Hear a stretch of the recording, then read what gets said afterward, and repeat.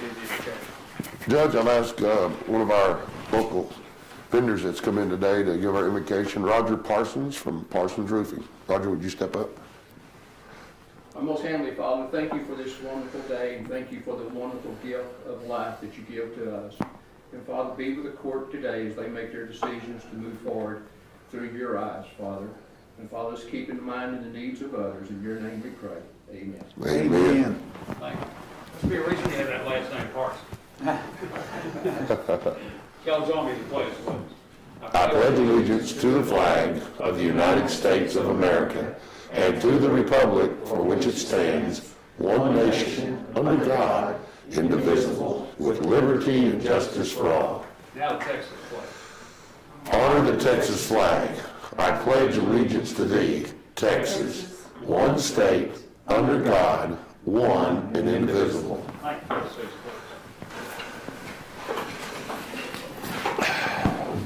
I ask if we have any public comments from the C1 audience. Hearing none, we'll move on down to the consent agenda. And want to be sure to call attention to item number 20 in that is, we had discussion Friday to whether to sign the Surface Transportation Board request for railroads. You already go to do that, or you already have time to look at it. Doesn't for this, anything other than saying we want the situation to stay as well as it is right now. Well, I think it's rightly important, Judge, and I think we basically support the concept, and I thought we had a really good exchange of thoughts about some of the challenges that we've had locally with not the concept as a whole, but individual companies. So I think maybe our point was well taken, and maybe that discussion will move forward. So I don't see any reason not to approve it. That's case, we'll leave it in the consent agenda. The only thing I'm saying, and I'm a calendar myself, and about 30 days, we haven't heard of him about better working relations and getting answers on things, so we send a letter retracting it. And Yeah. Well, and we probably need to continue down that road and continue that discussion, because I don't know that we've really had that discussion in the past. We've been frustrated from time to time, but sometimes, Absolutely. sometimes it helps if you'll just, pursue it a little bit, and we haven't done that. You get busy and you don't follow up on, some of that stuff, so. Well, if we could just get some direct numbers to Burlington Northern or somebody that we can work with that will respond. I can give you 5 numbers. I can't do the last part, give you anybody that's going to call you back. Exactly. So, there's things that the citizens of this county need addressed. We can't address them until we get approval from the railroad, and you can't get a hold of the railroad, you can't get approval. Okay, anything else on the consent agenda? Item 10, just for clarification, the IOCC 103 is actually not adding 32,721. We had already approved that. It's a revised down to 26,831. So we'll actually be seeing a reduction in cost on that IOCC of 5890. Discussion? I was just visiting with Miss Glenda about this, and as a living my life as a contractor, it's hard for me to understand why grout door frames and tilt walls is left out of the bid. If there was a door planned to be in that tilt wall on the original scope, the contractor knows it needs to be grouted. I don't understand about the window seals. Is it also grouted? No. We selected a different material for the window seals.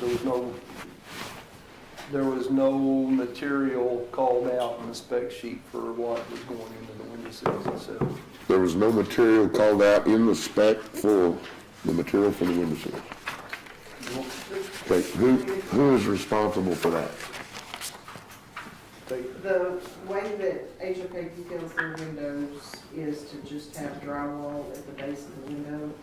And we have proven over time that does not work well. The drywall gets wet because of sweat and moisture and everything. So we put, typically what Harper Perkins does and what other parts of the job that Harper Perkins did we had solid surface window seals in, and so to make it consistent on the other part of the job, A part had it, just not the rest of the job, so this is putting solid surface in on the other windows, so that it's not just drywall. Why was that not part of the original scope? Did we just not think it through? I don't have control over what HOK does. My point, You're right on. There's a whole list of things. We have held HOK's money back. We released it after we made some agreements on some of the other things. That list keeps going up. There's gonna be a larger discussion at the end. These things are all gonna be part of that. But right now, not to get tied up in a problem and get this done, then those items that we can deal with afterwards, we still got enough money out of the contract. And we'll have a final discussion that'll involve Gates, Parker Perkins, and HOK. well, we give them a leg to stand on whenever we sit here and approve this stuff in Commissioner's Court. We should not approve this and work it out at the end, like you said. Well, if you do that, then where's the delay gonna be in? If it doesn't get approved, then Yates won't do the work, and then you'll never get finished. Because the guy that's supplying it, we have to approve this, so the guy that's supplying it will supply it and do the work. I don't like being held over a barrel like that. I don't like it at all. None of And that's not the way to do business. We have a great commissioner right here that can fight for us, and we just need to give him the authority to say no on Well, I've said. grout around doors. Okay, $32,000. I mean, We that's brought ridiculous. the grouted doors to Commissioner's Court and had that approved. That was not one that I approved. That was approved here at Commissioner's Court. Yeah, that's my point. We don't really know what we're approving here. We're relying on you okay. to bring that to us. Two of us have talked about these things, we're gonna bring it. Okay? And we've guided it this far, trust us. We will get this worked out. Well, They do not want the aftermath hanging around. It will not help their business. Well, it's not helping the citizens of Wichita County whenever we have to spend this additional money. You know, that contingency money is supposed to be split 60-40 at the end. But if there's nothing to split, then we just lose. I'm just saying, this is so basic stuff. If it's not in the bid, it's not our fault. Okay, That's my point. all right. You're not alone in that feeling. Well, I just hate to approve something and then, Don't prove it, so it's- well, I understand that, but if you say, well, then they won't do the job. Well, wait a minute. We can negotiate this right now.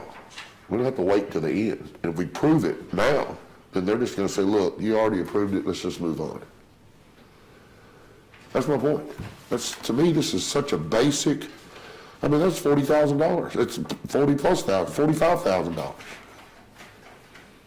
I mean, that's a lot of money to a guy like me, you. What are you saying, we go ahead, go to them immediately and negotiate? Yeah, we hold their feet to the fire. We say, hey, look, guys, you know there was a door there. It was in the plan. We don't need to pay you $32,721 additional dollars to do something that you should have already bid on. If you missed it in the bid, not our fault, your fault. Take the hickey and go on. You're supposed to be the professionals, the great HOK company that told us they were the greatest thing since sliced bread. I promise you, if I was a contractor and my client, I said, hey man, I made those welds out there, but I didn't put any money in there to cap them out. I'm gonna have to charge you another $50,000 to put caps on those welds. He'd have kicked my butt out of the plant. That's just silly. So that's where I'm at. I don't understand it, and I don't agree with it at all. Well, how quick can it be talked through, y'all? I mean, y'all deal with them. I mean, can it? Well, it took us 2 months to get the first round of it negotiated out. And that was lack of HOK's response, and that was, they kept saying, we're not paying us. I said, you have got the key to get the check, when you agree, when we come back and have an agreement on how much of this is yours and how much is ours. And we've been able to do it. I have a question, Judge. What window sills are we talking about here? When you're talking about drywall, that's not in the secure part, I wouldn't think. There's not any drywall in the secure part of that jail. There are some areas that there's very few windows, but there's some areas that, I mean, in the, bonding area, Well, is that in the office area or is it? I was just No, curious, no, I no, just no. thought, no, all of these fall in the not A side.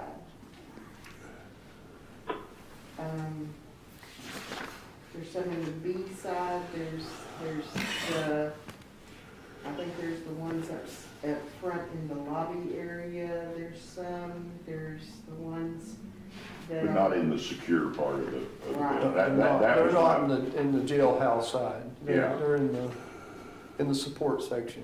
Yeah, and your point's well taken about the condensation. It does create a problem if you've got drywall in there, but I just thought there better not be any drywall back there in the, No. In fact, There shouldn't be any condensation if our air conditioning system is working right. well, you would hope, but. Well, yeah, exactly, but we've had condensation in our jail, a lot of it. Anyway, just a question. Thank you. Number 3, just curious about our license agreement with Ray Clymer Exhibit Hall. What kind of agreement is that, Judge? that's an agreement to utilize it for the grand jury assembly. Grand jury? Yes. And that, Let them spread out farther. Social distancing. in the theater room? The one on the end? No, No? no, these are rooms 1 and 2 as you come in. Oh, okay. Judge McKnight and I went over there, we worked with it, and we're gonna use the ones 4, 5, and 6, they're on the river side. Whenever she moves it off, they can only get 85 people in there, and we'll have up to 135 seating. That's maximum help show, but it's pretty through something. Cool. And number 6, I was just curious about that. We're gonna receive a monthly payment from the city? No, you read a little closer. Okay, We're gonna pay the city because we are not accepting their prisoners. It's a reasonable claim. oh, because of the dispatch, we're gonna help support dispatch? Yes. Got it.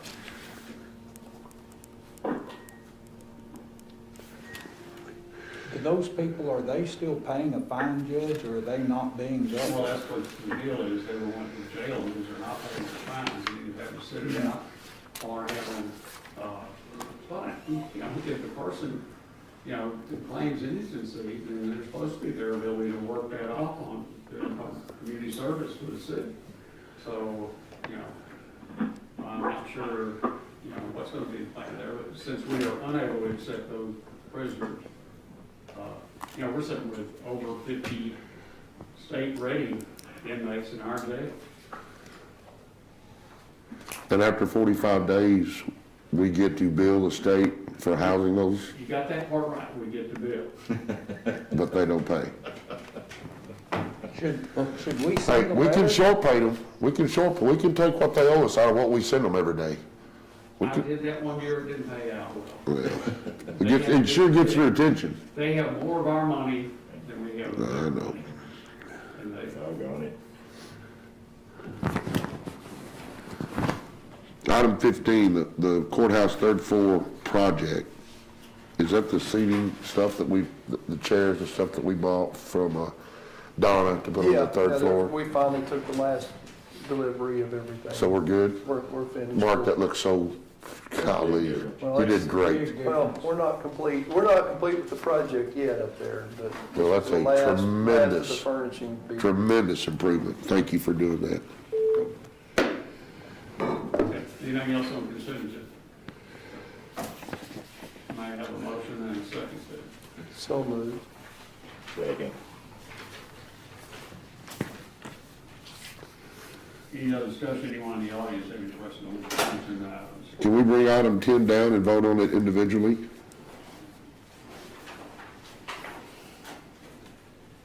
Put it in Certainly general, want to. in general business, because I'm gonna vote no for that. And most of this stuff on the consent agenda needs to be voted for yes, but that item does not deserve a yes vote from me.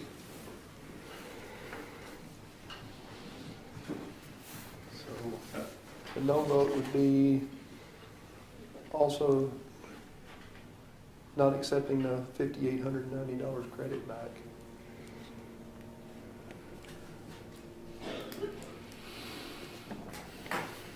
Okay, let's go ahead and take action on the motion by Commissioner Beecham, second by Commissioner Muller, to approve consent agenda items for the moving of number 10 down to general business. Is that a motion, modification of second? All the motion was made before Commissioner Harvey said that. I'm okay with it, Yeah. Okay. All in favor, signify by saying aye. Aye. Aye. Opposed, same. Carried 5-0. Okay.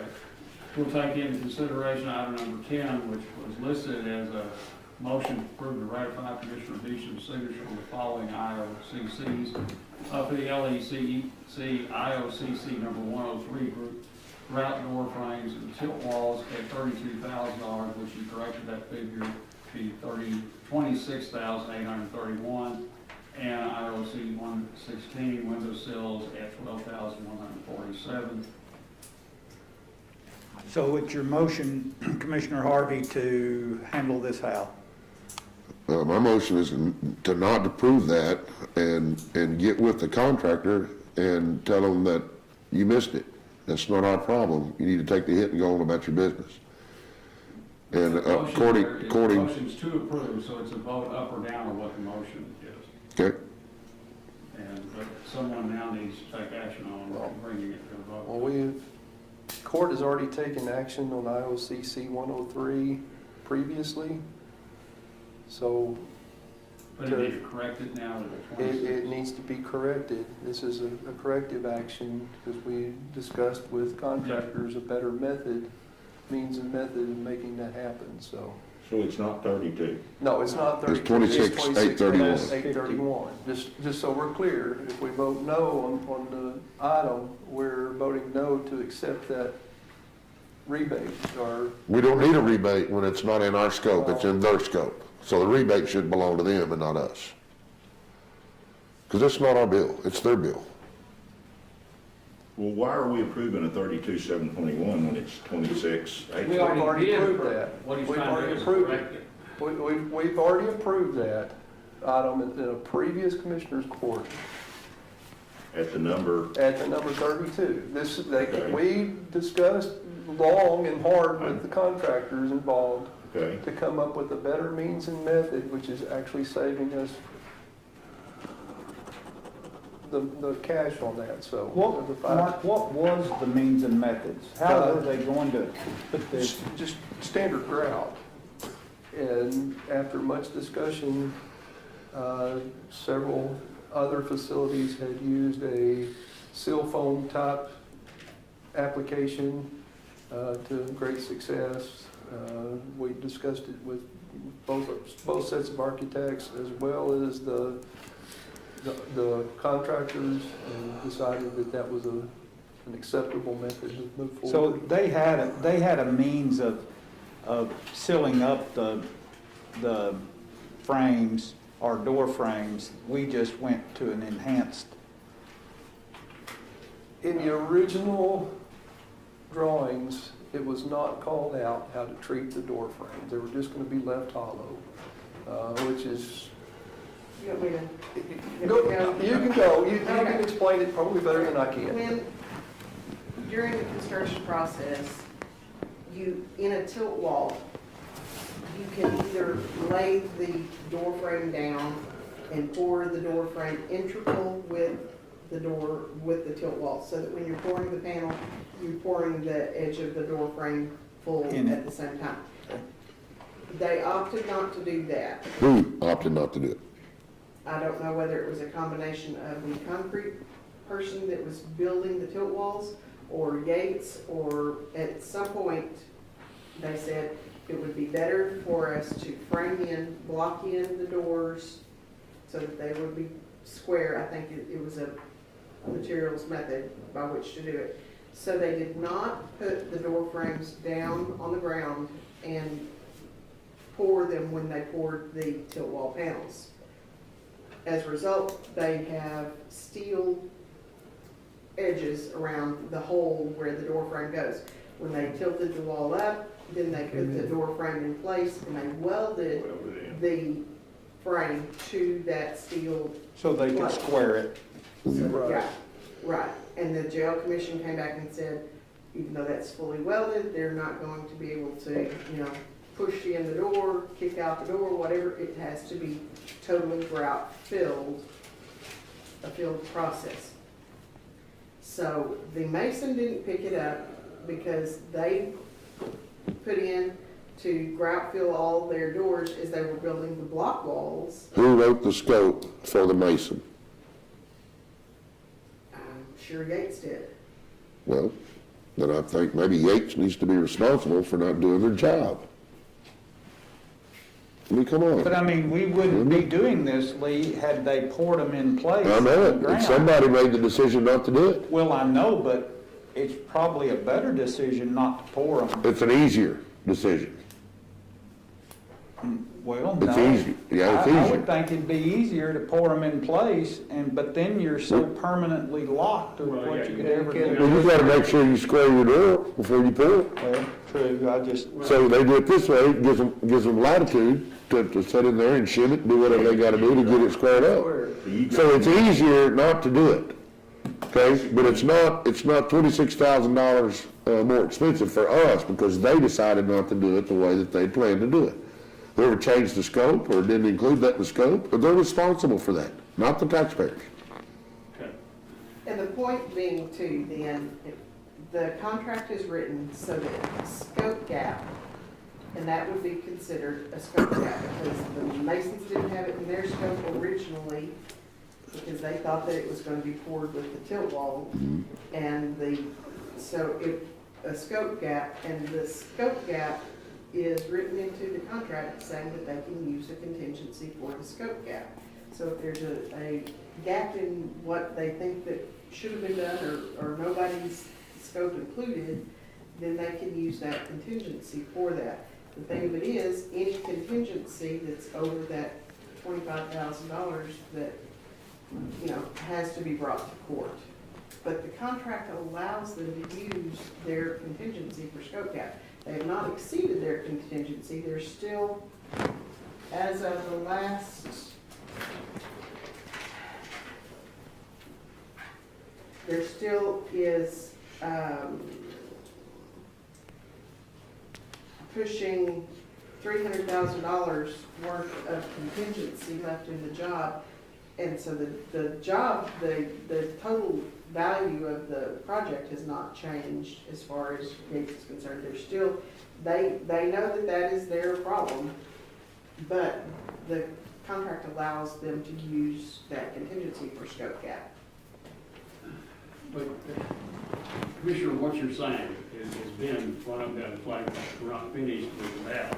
However, in reality, that work is already done, I believe. Yeah, it's Because long we since done. approved it way back, at least a month ago at the 32,000, and then we worked on it some more and got that revision. While I understand what you're saying, and I would agree that it's better to settle all this stuff each case at a time. Absolutely. Okay, but that has not worked in trying to move that project along. We'd be standing with our hands in our pockets going, well, when are we going to go back to work? Well, we might be delayed, but they'll sit there and go broke if they don't agree and move forward. We have the upper hand, because we got the checkbook. We just need to use it. We haven't given away the checkbook. Good. Have a little faith, in that we can get this in writing. My concern is that when we approve this in court, that we don't have a leg to stand on, and we go, It's already done, we already approved it. All I'm doing is reducing the amount. the first one, yes, what about the second one? I don't know whether it's been done or not, but I would think when they were doing last week, putting in the rest of all of the windows. is that the same scenario, Glenda? No, that's a little bit different scenario, because with that one, it wasn't there to begin with, We chose to put it in. but we chose to put it in. It was in part of the building and not the other part of the building, and so to make it all look consistent, we put it in the rest of the locations. Okay, what was supposed to go there? Drywall. Drywall. you finish drywall, you don't just leave drywall, hanging edge, sheet rock edge, you just don't do that. What was in the plan to finish it out? It's just drywall paint, that's all they did. Paint and texture, yes. I put window seals in, some people don't.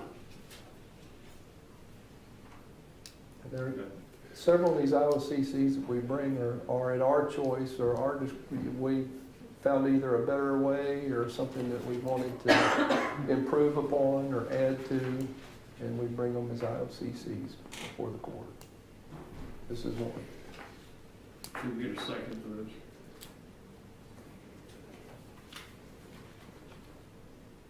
We're voting on it as it's written? Is that, we didn't change it? With the change of that 32,000 to Oh, okay. 26,800. All right, that was my question, is No. the number. Then you are second. Yeah, I'll second it. Thanks, sir. Okay. Any comments, anyone in the audience? Okay, all in favor, signify by saying aye. Aye. Opposed, same sign. Aye. Thanks, sir, 4-1. All right, down to reviewing of regular bills for payment. Motion to pay, Judge. Thanks, sir. Second.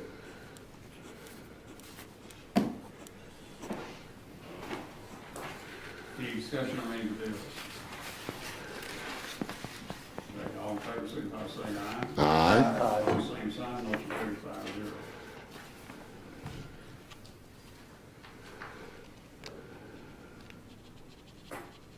Okay, item number 2 is discuss or take action to advertise for bids to remodel restroom facilities at the Emergency Management Office, based at Harper Perkins Architects Design. Commissioner Beecham. Yes, Judge, this has been a question that's been asked repeatedly, that we look at the restroom facilities at the EMO. I've provided pictorial documentation of the issues that are going on over there. Essentially what we have is a ceramic tile wall in each restroom that was at some time or another refinished with a vinyl, I would assume a vinyl refinishing material that is chipping away. That to me is really the only issue we have with those restrooms is an appearance issue. In visiting with Harper Perkins, if we go to the extreme of removing tile and replacing the tile, we will have to then invoke ADA requirements and correct those restrooms to meet all ADA standards currently, so. What's wrong with just painting that, Mark? I don't think paint is gonna stay on the tile. Is there some kind of sealant that can go over that's more? Glenda may be able to speak to paint. that That's better some sort than I of coating can. that just put on A it. coating, yeah. Yeah. Maybe I think that's what was done before. No, rubber material, Oh, like a baseball. a baseball. You can, basically, if you acid etch tile, ceramic tile, you can recoat the ceramic tile with, if you acid etch it first, if you just paint it, it's always gonna just chip off. The problem of putting like a wall board of some sort, an FRP or some sort of wall board in there is you're making them smaller, by fractions of an inch, but you're still just making them smaller than what they are. But if you go in there and tear out the tile, you will tear out the wall, and once you touch the wall, then you're invoking you can do maintenance, but you can't do construction. And so as soon as you tear into that tile, you'll tear up the wall, and then that's what causes you to throw you into ADA issues. And to make them ADA compliant, you're having to move fixtures, tear out slab, the whole 9 yards to make them ADA compliant. Well, we got one restroom then? Is there an estimate? There is a construction estimate. Let me get to that page. I didn't see it. But we just have room for one restroom in that area. No, you could make 2 restrooms, and there's we showed a couple of different directions that you could go, but I don't like putting, the problem is that hallway is so narrow that you're walking down to get through them. It's gonna be very tight and make it a lot bigger and looser with the, putting the lavatory outside of the restroom. We do that a lot in elementary schools. I don't like it for adults. I don't think it should be an option for adults, but that would be one of the methods that we could do it. The other way is you have it, basically tear out all the walls around it and start over and shut off the wall that goes into that mechanical closet that's there too. The number's 39,000 plus. Yeah, that's based, Yeah, it's on the sheet showing On the plan, the See the plan. writing right there? 39.5. And that's based on recent experience with City View Elementary, correct? Right, we've just done a whole lot of bathroom windows, at CVU, and so I used the price that we got for those bathrooms.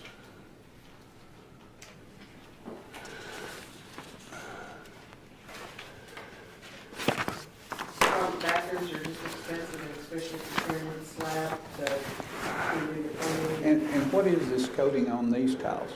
paint. It looks like a vinyl to me, I don't know. It's just a type of paint. It's Flex Seal. So- It's paint. It's like seal. As seen on That's TV. it, they just use As that seen on flex. TV. As seen on TV. I don't know why we couldn't cover those walls with FRP. You could, I'm saying, it just, like I said, it make it tiny bit smaller in the room. You lose a quarter inch. Or if you just glue it to it. If that Just glue it to it. If that takes you out, you're in trouble anyway, so. Yeah. We just did the walls at the Texas Forestry Service with that FRP, and it really, and we just glued it to the drywall, which you can glue it to that tile, and put a baseboard on it. The trim, it looked really, turned out really nice. Put a top trim Uh-huh. on it? And at the bottom, It's FRP. just a wiping clean surface, white plasticky. Yeah, it's flat plastic, you can get it in different colors. It's textured, You can get it to where tan. Smooth texture. you can get FRP now that looks like tile. Yeah, You can, yeah, you can. that looks like it's got grout joints and everything. It's not a bad product, it's, Very durable. When people ride on it, They've also got a PVC product now that's been recycled. It has 0% absorption rates. It can make in multiple colors. It can be mechanically or adhesively attached. what's it called? It's made by two other manufacturers out of Michigan. I can get you the info. Well, if these pictures that you supplied are supposed to make me want to remodel these bathrooms, they sure didn't move me along very much because they Well, really that's- look so much better than many I've been in, That's why I wanted to supply including the those photographs, in the so. county buildings. Well, I've been in those restrooms, and other than the paint to it, they're absolutely fine. I It's find them fully functional. strictly an aesthetics issue, so. I'm not saying it's necessary, I'm saying if we do it, that's Yeah. what it will be. I think that you've got other, I think to, go in and throw big money at that or whatever, but, I think I have more grief over that than I do window seats. I'll make a motion, we reject this and just handle it with our in-house maintenance people with some FRP and some liquid nails. Is that a motion, sir? Yes, it Second. is.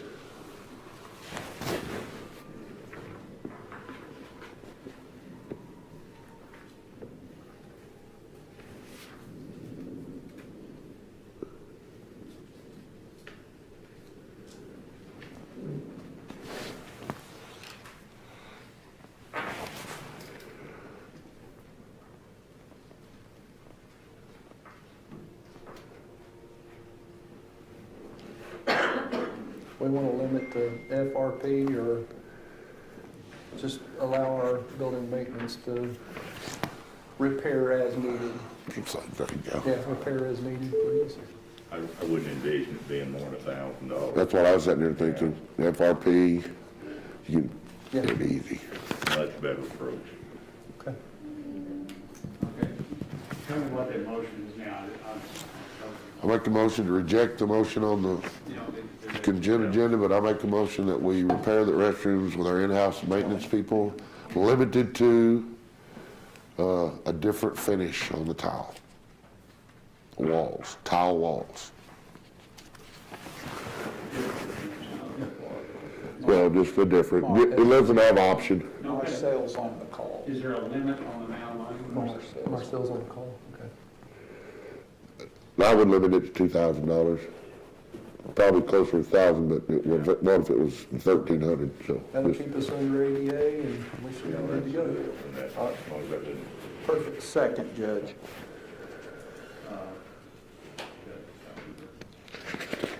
Okay, motion by Commissioner Harvey, a second by Commissioner White, to use in-house maintenance and apply a different finish to the walls up to $2,000 cost. Where would this be taken from? Thanks, sir. Is there maintenance funds for that building that would allow that? Yes, we could, well, this is EMO. Yeah.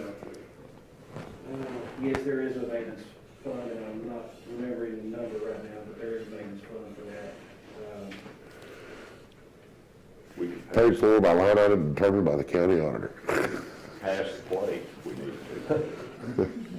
Okay, from EMO building maintenance.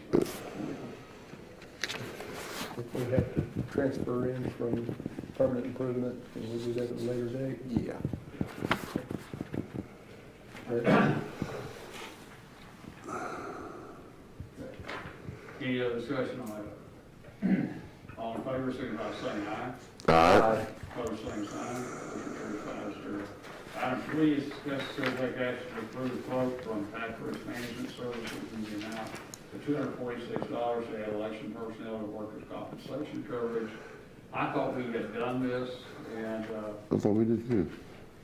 it's not on the coverage, and I just want to check that one, but. Well, I thought we did it just a few weeks ago. I thought we did. We did, we approved that. What we did a few weeks ago was to do the general liability coverage. And earlier on workers' comp, we had added in reserve deputies. That's what it was. That's what I remember. Yeah. But I And thought, I thought we got it that time, but. we Okay. didn't. And, well, these should, our election workers should be covered. yeah, So, this yes. is just a yearly cost of yeah. $246. Motion approved, Judge. Second. It's no brainer.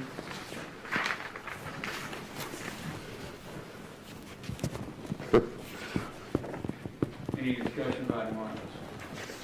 Okay, all in favor, signify by saying aye. Aye. Opposed, same sign, motion carries 5-0.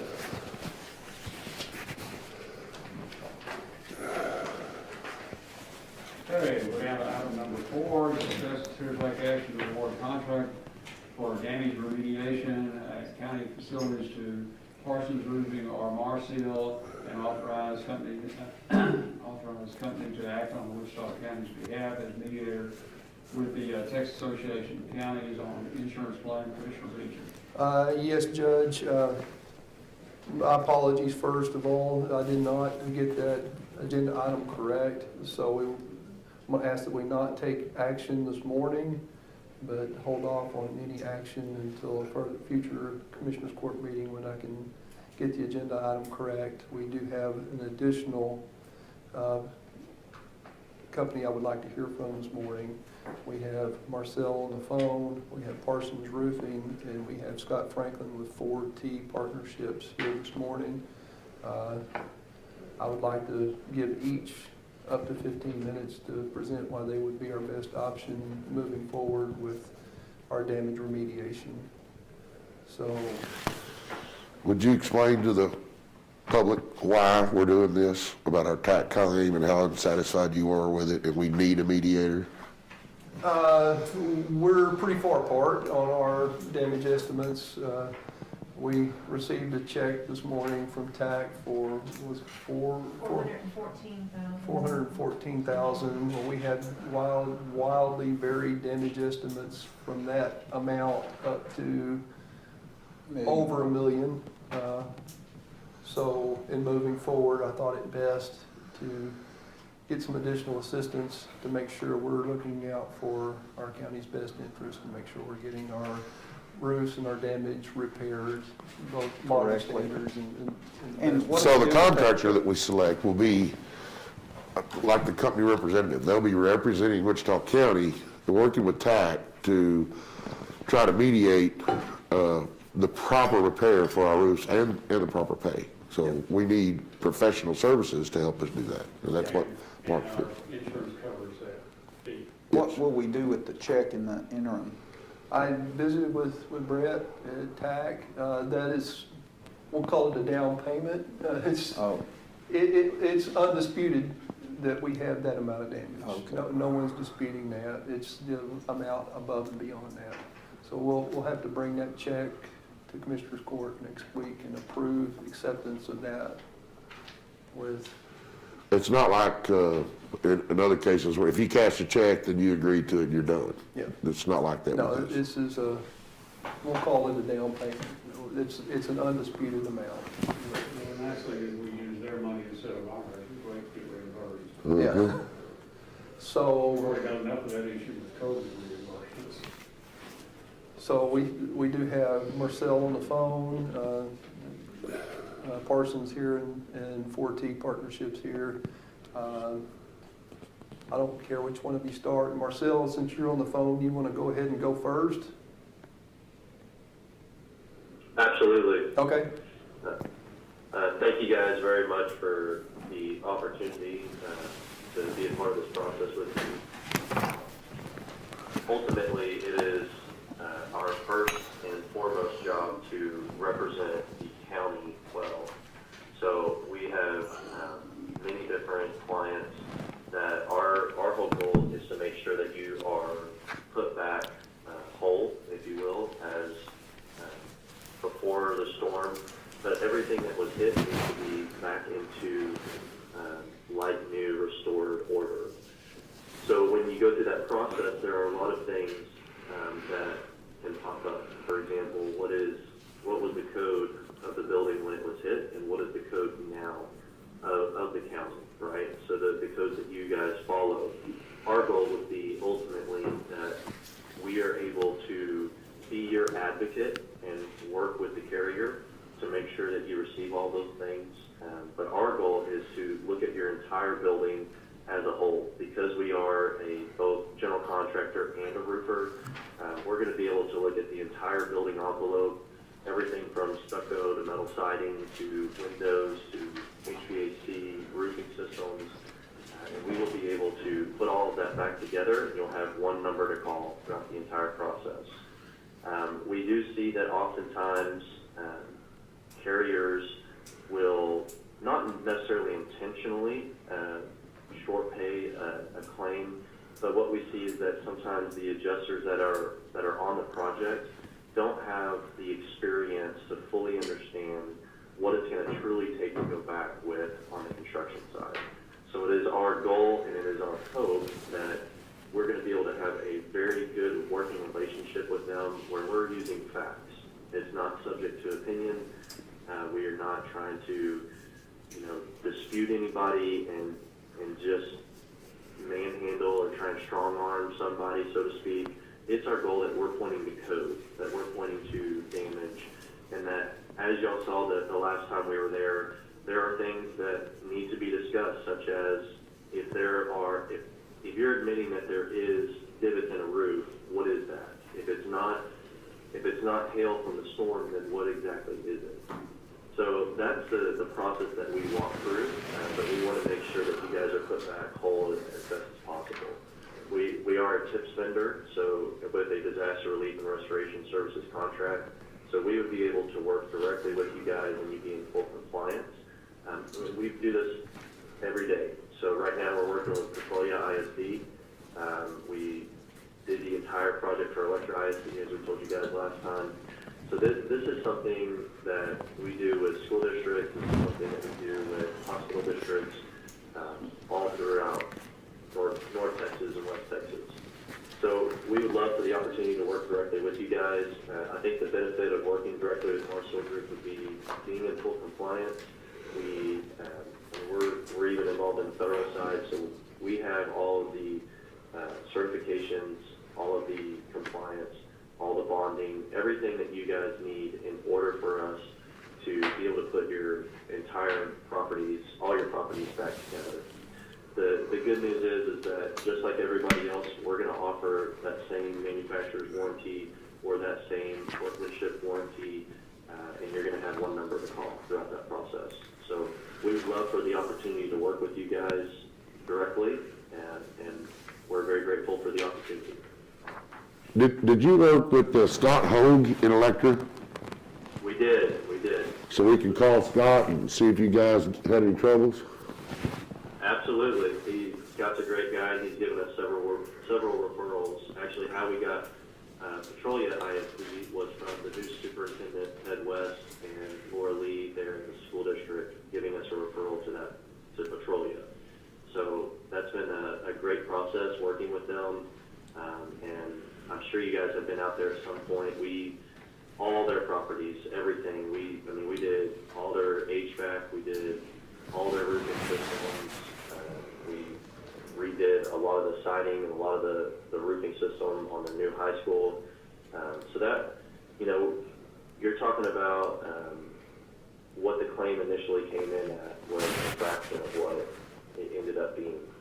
And we had a great working relationship with those adjusters, so much so that they actually got put on the Petrolia project because it was the same carrier, and they were in our office last week just walking through it with us, and then one day we were able to go through everything and get on the same page. That's the type of partnership that we want to have with the carrier, where we're able to build that type of relationship where they know that they can trust us because we're not just going on opinion, we're going on facts. We can just change the code and they go, yep, we need to go up 3.5 inches on ISO. So that's the type of thing that we bring to the table is we're not a massive company, we're a medium-sized company, but we are very, very, very, very much so looking forward to the opportunity to proving ourselves to you guys. Okay, thanks, sir. Who do you want next? Since we have not heard from 4T, Scott, do you want to go next? Scott Duncan?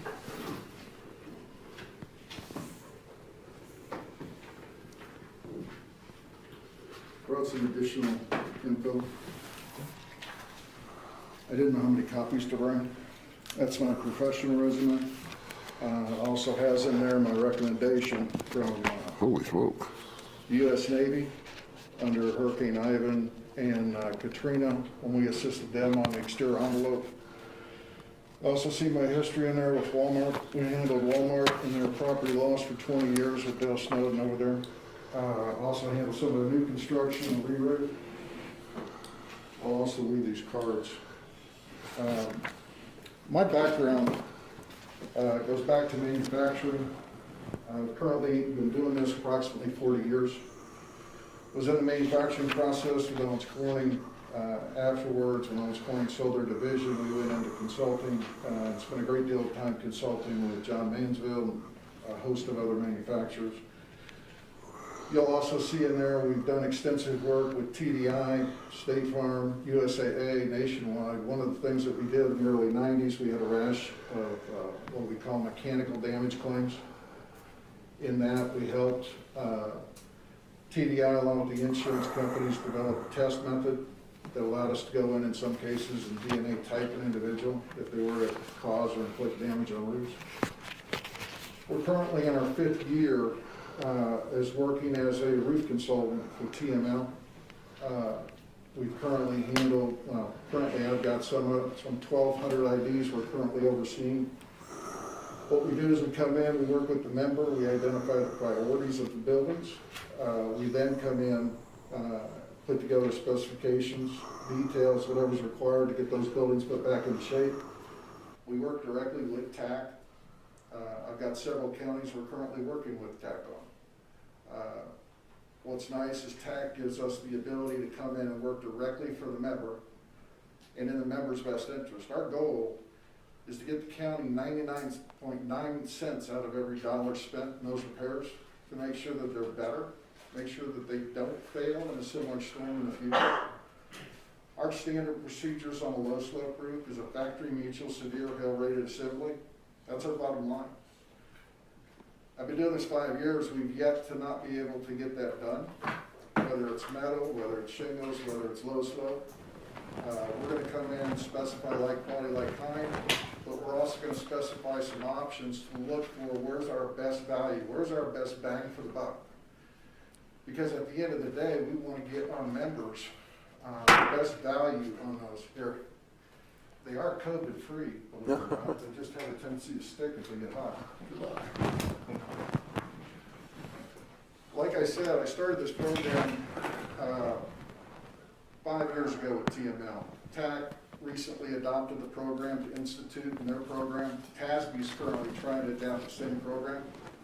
The program has been well received and has had a tremendous track record the last 5 years. I heard you guys talking about change Jerry orders. don't have one. In 5 years of municipality work, 0 changeovers. We've not had a one. We've done that because we've worked very hard to make sure that we bring these contractors in as partners. We're not the police, but we bring them in and we're looking for the best possible contractors that can come in, do the work, do it properly, and get our members best value. The other nice thing is because TAG provides us as a resource, is no cost to you. We get to have a conflict, and that goes back 5 years with TML, where there's a disagreement on coverage. If we find that there's damage, we get that damage approved, we get the supplementals approved, and we incorporate that into the scope of work. Very simple. The other thing we've done is we've looked at through the years that we've done this now, at tweaking certain things. One is 99% of the work that we do for cities and municipalities, housing authorities, and counties, the work can be done without progress payments. We have them do the buildings, they get paid at the end. It's not the county's responsibility, the city's responsibility to finance a contractor on a project. Now, if we have certain projects that are going to 6, 9, 12 months, obviously then we go into an agreement staging on how we're going to pay that out. But we close out each project, and what's key about that is we have a tendency to see these projects just drag and drag and drag, and they never get closed out. They get to 90%, and we don't get it closed out. When we instituted this program, the jobs got done quicker, they got closed out, and we didn't have a lot of dead weight hanging at the end. Close them out one at a time, or whatever speed the member wants us to do it. We just finished a project for City of Allen, which was a $1.6 million re-roof over their arena roof with Zach Martin, the loss director for Allen. We probably got 100 different municipalities, cities, county people that you could talk to about what we've done. But truly, we come in and try and work with these guys. And then we use some of the forensic techniques that we have to make sure that when we go in to fix something, we're going to fix it. We're going to replace the insulation. We're going to replace whatever's wet and damaged. But we're also not going to waste members' monies. You guys are very different than the normal insurance or insurer. You guys are part of a pool. You're part owners in this. And so we work very hard to make sure we get the work done, but we get it done cost effectively and it gets done right. On low slopes, we don't have anything that's less than 5-year contractors, 20-year NDL, depreciable assets with Factory Mutual Spirit Help. We're working with Wichita Housing Authority right now. We vetted that, and we currently have 2 contractors, one local, one out of Dallas. The low bid was $83,000 under the adjustment, and that was with an upgrade to a platinum 20-year platinum warranty from the manufacturer, class 4 shingles, high wind nailing on all of them, so we went to 6 nails rather than 4. Peel and stick on anything less than 2 on 12. So it's a significant upgrade over what they had with laminates, and we got it done at roughly $80,000 under adjustment, including about 200 squares of flat that all want 20-year NDL, severe health certified assemblies. So our goal is to make sure, A, we price things out like quality, like kind for TAC to make sure that we've got a true apple-to-apple cost. We make sure that everyone is bidding apple to apple, which is another difficult part in this arena. There are so many variations. I would tell you on low slope, we are 99% predominant fully adherence rather than mechanically attached. A, there's no reason to put an extra 100,000 fasteners through your deck. That ain't good for the building. Second of all, in many cases, we can get there, give you a fully adhered, which also means if we were to have a storm like what we saw in Del Rio with 6 and 7 inch hail, those roofs are manageable and can keep our city or member in the dry so that they can focus their attention on the citizens, which is what they want to do, not be worried about the buildings they can operate from. And like I said, we've had very little conflict. We've been able to come in with the contractors regardless who they are. In some cases, we've gone out and vetted contractors to make sure that we have the absolute best contractors with best value. If they can offer best value, great. If they can't, and we got somebody here who can do it, great. We don't care. The key is that we get it adjusted for the right amount of dollars, and then look at options that we can get better and stay under those dollar amounts. And that's the beauty of our vetting process, is we never go into a project where you sign a contract, we don't already know exactly what the costs are for both the like quality, like kind, and any upgrades that we can get. Last thing, everything that we do is about redundancy. It's all in accordance with the National Roofing Contractors Association, or the Metal Building Manufacturers Association, or your exterior wall cavity. Folks, we do everything by the industry. It's the minimum standard or above on everything. The other thing is we don't allow things like pitch pans. We don't allow things that are going to require maintenance because we know cities, counties don't have personnel and aren't equipped to be able to go out there and do the maintenance. So with that, like I said, we'd be happy to open up and give you guys any lists of references from David Nix at TML, which is the corporate director over there, for both property and casualty. Goldson's over the property division. Brett Anderson, who is your tech rep, is the one that asked, I think initially, to have us come here and meet. We didn't know about it, but did graciously offer our services to work directly for you guys at no cost out of pocket. And that way you've got someone here working that is a disinterested party. We're not a contractor. We're not here to get contracting. We're simply here to make sure we get the right scopes, the right things vetted, and get it cost effectively for the county. Just like what we did at Wichita Housing.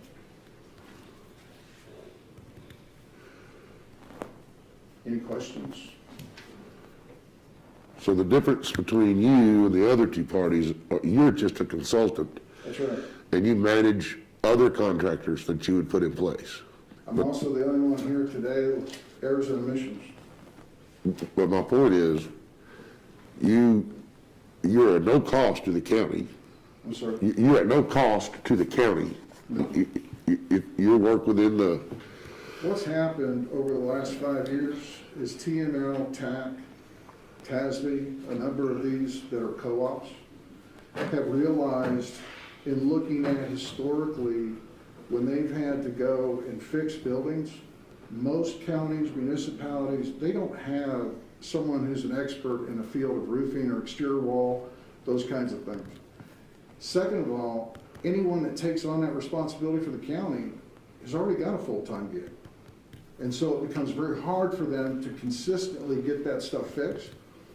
We've seen a dramatic rise in the percentage of buildings and IDs that are getting repaired since we started this program by giving municipalities, cities, counties, housing authorities an actual resource that can come in and be not their decision maker. We're simply an administrator.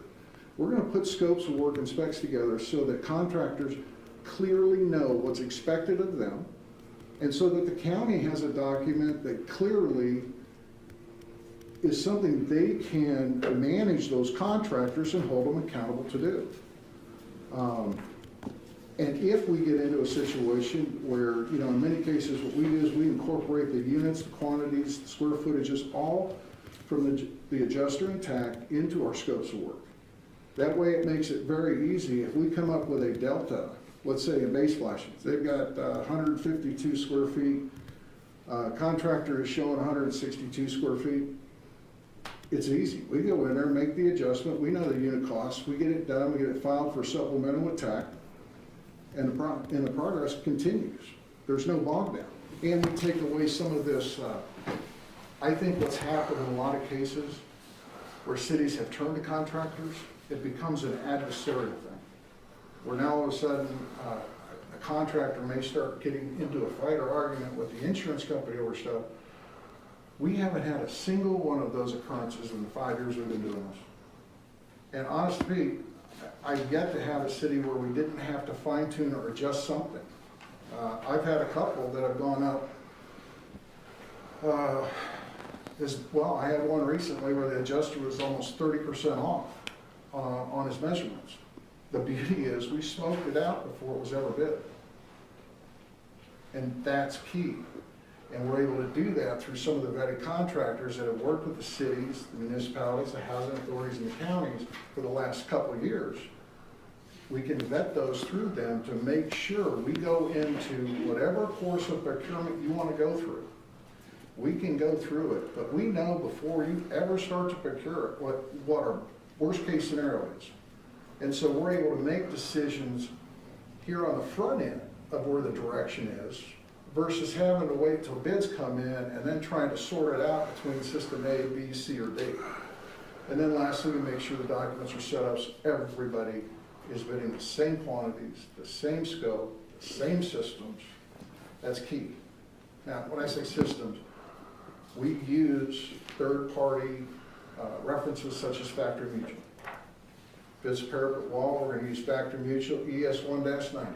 That's the standard. If we're looking at a roof assembly for the low slope, it's going to be Factory Mutual Severe Hail Certified or better. Because we know those systems have been aged out 20 years, tested by Factory Mutual, and will pass that test. And passing that test means not only did the membrane not break when it was exposed to 2-inch, but that there was no break in the facer of the dense deck below. Big difference. Like I said, every low slope roof we've done, if it goes single ply, which there are some advantages, it's going to be fully geared.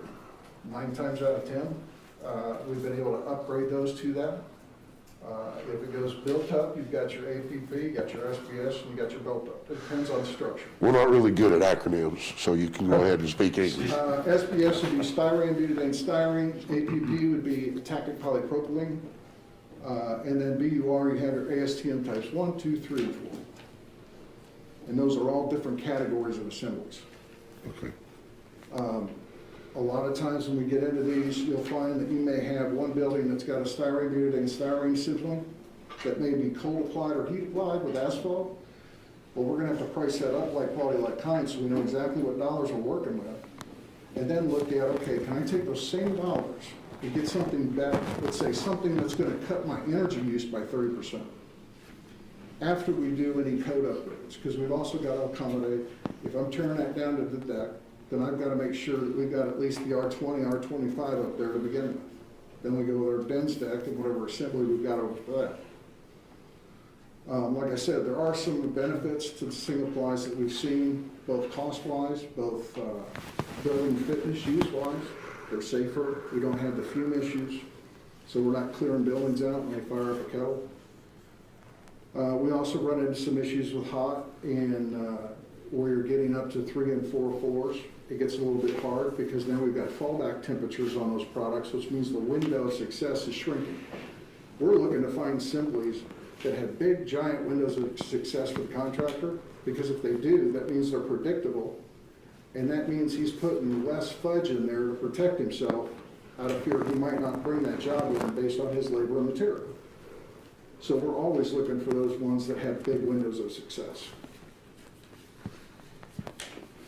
And I apologize for the acronym. The NRCA is the National Roofing Contractors Association, and then we also use SMACNA, which is the Sheet Metal Manufacturers Association's guidelines as well.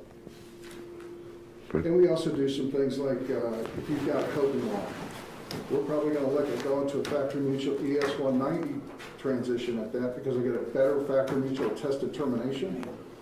But I also say, why spend $18 a foot on a coping? If I can go to an ES1 detail, and now that that other 8 inches of the top of that parapet is no longer exposed to hail because you got an aesthetic loss. So why not, and I'm talking $3 versus 18. I take that $15 and let's put it in that membrane. or let's get rid of some penetrations. So that's how we start to look at it after we get that light quality, light conduit. You see what I mean? We change it, but we're not losing the dollars. We're still gonna take those dollars, but that's how we start to put it in the membrane. Second of all, Atactic polypropylene, they do coal and torch. I pretty much got away from torch on anything. It just scares the bejeebers out of me, especially on courthouses. They're, 200-year-old matchboxes. Yeah. I handled Warner Brothers Studios for 10 years and all of their stages and studios. And it does not take much to get one of those things. So we've tried to stay away from anything with flame. Thank you, Scott. We probably need to move on. So Scott, let me ask you a question. We have 2 minutes left. Oh, wait. But, I'm sorry. I set the time. Oh, okay. It's all right. I was just looking here and trying to figure out who, okay, we have a 3-piece company here that are involved in gas business. So now you have a 4th team. Who are the teams? My 4 sons, I started the company and I had 3, and then I had to transition because my wife got pregnant with the 4th. They're all now more than, I take it back. I've got one that's 25, 26, but the rest of them are up in their 30s now. But yeah, we had to transition them. The other ones, I don't want to leave them out. Okay, are they in the business or are they? No, sir. Okay. My wife has a strict policy about maintaining family and not bringing them into business, which is the best way to maintain family. Okay. So is your wife in the business? My wife is, yeah. Yes, sir. She's involved. She does oversight of the management, the accounting, a lot of those parts of the office management. Okay. Then we've got several inspectors, Seth and Brad, who are probably running 60 to 80 hours a week. Like I said, I currently have 62 active claims we're overseeing for 62 different TML or TAC members across the state. It seems like a lot, but like I said, for about 8 to 10 years, I covered the entire country for Walmart. So cutting out the travel, planes and rental cars, it's pretty manageable. And you're located in Celia, Texas? Just north of Dallas, just north of Frisco, about 15 minutes. I've got we moved there about 20 years ago. I've got a ranch, about 80 acres. Give it 5 years, you'll live in town. It's growing like crazy. So I said, give it about 5 years and you'll be living in town. It's growing like crazy I'm out already there. starting to work on it. The mowing is getting tough. You think that 80 acres will be worth? Plus, it's all covered in trees. Yeah. So it's like I got a tree guy here monthly trimming. But it's up against the Trinity River.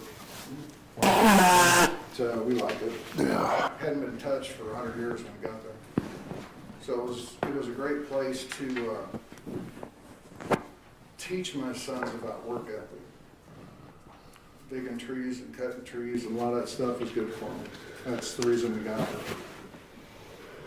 Kept them out of a lot of trouble, probably. All right. Any other questions for Scott? All right, thank you very much. Thank you, guys. Wasn't trying to do your job, Judge. What's that? God's comment, I wasn't trying to do Judge's job. Didn't mean to step through that, so. No. And we have Parsons also. I don't know that much, but it's pretty simple. Roofing business, we do one thing at Parsons, we just do roofing. I don't do stucco, I won't do windows, but we're really good at doing roofing. Been doing it for 75 years. Uncle started it in 1948. We have all of our own employees. We have our own safety director. All of our superintendents, they stay on the job. They are not allowed to leave the job, okay? And it's really simple. You work with TAC, which we have worked with TAC on many, many projects. And, you give them the right information, they're pretty easy to work with. And that's exactly what we have done over the years. You got to come to an agreement on top of these rooftops, not inside of a building. You got to agree with that adjuster on the numbers, It's pretty simple. I can tell them what that roof should cost. It's called exact-to-make pricing. It's the guidelines you use to price out a roof system that the insurance company uses, and we honor that system. And we would actually handle a packet to TAC and tell them what they gotta pay for the courthouse or whatever building there is. And we come to agreement on that number. Once we get the settlement resolved, then we bring it back to y'all, and we'll give y'all options of what to do with that building. And I'm gonna give you better options than anybody can give you by far. We handle all of the United grocery stores, okay? We handle Albertsons. We handle Lowe's grocery stores. I want you to talk to Scott Hogue, because we won a big claim for him, and he was very upfront with me, and he'll tell you the story, and I want it. And we let him keep the money, because he was in a bond issue. If it passed to build a new building, Roger, I'm gonna take that money and use it for that school. Scott Hogue came from Meridian, Texas, is where he came from. He grew up in Electra, is where he grew up, so that would be a great contact for him to ask about me and our company. So, you know, we're not everything to everybody, but we're really good at what we do on top of that roof, and that's what this is all about. Getting this claim settled and knowing what to look for and what not to look for. Now, I have people that work for me. We specialize in certain roofs. We have our own metal division, so we're gonna bring the metal guys in. If you're gonna do single ply, you bring the single ply people in. If you do shingles, you bring the shingle department. But we have different divisions of the company that handle on these roof projects. So, you know, TAC's already agreed to the damage. We just gotta come up with a number. Is there $1 million sitting out here? No. Depends. Because we're coming back to talk about, I think, the courthouse. Am I right, Mark, about? Courthouse and the Juvenile Justice Center. Okay, because what you're looking for, you got a TPO roof up here, and you got indentions in the insulation. That's the affects the R value. That's what you go for. You don't see the damage on the TPO. It's underneath. So those are things that we do, and we're pretty good at what we do. We're pretty good at what we do. We've handled thousands of schools in the state of Texas. And now we're working in Ohio, we're working in California, we work all over, but we take our own people. We do not use any subcontractors. These are employees of Parsons Roofing. We got total control of these people. If we go to California, we load them up and we go to California. We're gonna be there for a while. But these are our people. Every person that you see with Parsons, they're an employee of the company. So, any questions? I can give you a list of counties we're working with right now. It's a mile long. We're working with TAC. What I would like from each of you is to provide me with 3 references that I can check over this coming week. Sure. As I said in the beginning, I did not get the agenda item written correctly, so we can't take action today. We will have to move this to either Friday's agenda. We could, I guess we could take action on Friday, or Not do it really. Monday. No, sir. Okay, we'll take That action. causes a whole different thing to happen. Would we do Friday? Yeah. Okay. So, I think we have 3 very, very good approaches. Any of the 3 would bring excellent value to Wichita County. I don't think we can go wrong however we choose. Now we just have a tough decision between the 3 different approaches, so. You have a 3-sided Thank you. Roger, thank you. Thank you all. We appreciate each one of you, all of your time for being here and being on the phone, and look forward to working with one of you, so. Thanks. Okay, item number 5 is discuss and consider take action to approve the payment of invoice from the Nixon Law Firm in the amount of $4,400 for legal services for Commissioner Watson to be paid from Fund 224 budget with specific lines determined by the county auditor. Commissioner Watson. Yes, sir, Judge, I asked Ben Hoover to come in case there was any questions, but this was to establish that there was a public purpose for the China Creek in Electra, Texas, and the Buffalo Creek in Iowa Park, Texas. for the public good and to clarify the need for agenda modification concerning this. And all was established and resolved. It was a public purpose, and so I've submitted Ben's bill with his help on this equation.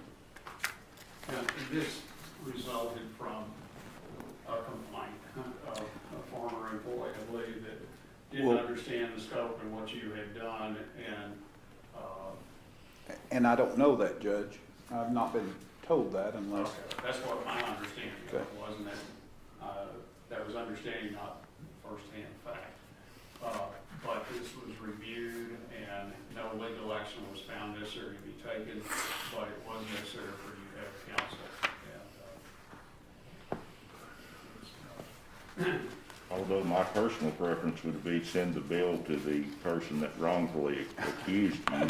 I have reviewed the bill, and it seems to be very much documented and in order. I'd make a motion that we pay.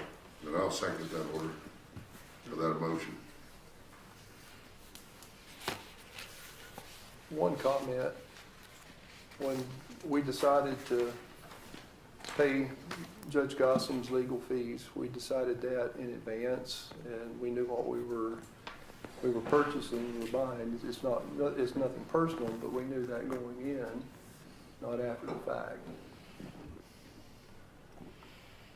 Well, the deal is abuse of official capacity, Okay. not any wrongdoing by the individual Commissioner Watts, but abuse of official capacity. Okay. To me, that's what makes the difference. Yeah. And I'm pretty sure No. that if Commissioner Watts had been found guilty of doing whatever we was accused of, we wouldn't be paying his bills. No, I agree with that. You know what I mean? I'm not, it's not, Yeah. yeah, it's nothing personal, Right. Well, it just seems like we're a little out of order in how we handled this one. Well, I think part of the thing was we didn't know individual Watts did keep being informed that without violating his attorney-client relationship. Sure. And actually, the ranger came, that did the investigation, came and talked to me. I think the only reason it went to back for formal action from the district attorney's office was simply to be sure there was an independent, it stayed independent. And, you know, it might have been, but I don't think we ever knew it was gonna quite reach that level. And, you know, we already had the opinion that to pay for the legal fees was a choice of the court. And Commissioner Harvey, even if there had been criminal charges, it's still a decision by the court to determine if you want to pay for that official that's, you know. If I had an official that was corrupt, I wouldn't be voting to pay his bills. Well, no, I understand that, but you generally go into it with the feeling that that person hasn't done anything, even if there are charges made. Now, in the case, in my particular case, you all had kind of a threshold to help make that decide. Had that court of inquiry ever been convened and then found there was reason to go ahead with charges, it would be comparable to a grand jury kind of deal. And then you decide, you already agreed to pay the fees here. Criminal action, Different. said no thank you. Yeah, different. And then that would have been enough to me.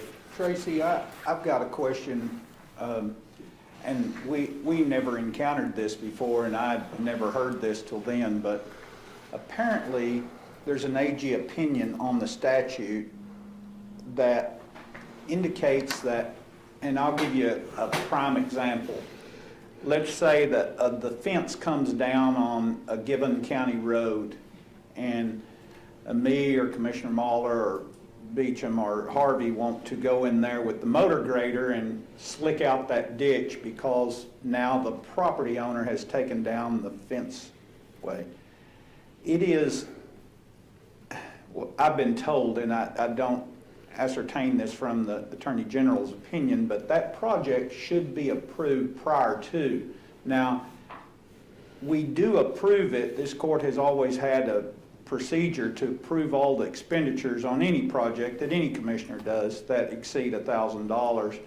And so multiple times we probably touch the project, but in essence, the whole project should be approved. But I'll give you a prime example. Meredith built for me with much ado, and we used outside counsel as well on a waterway project in Pumpkin Center that went through landowner, two big private property land owners.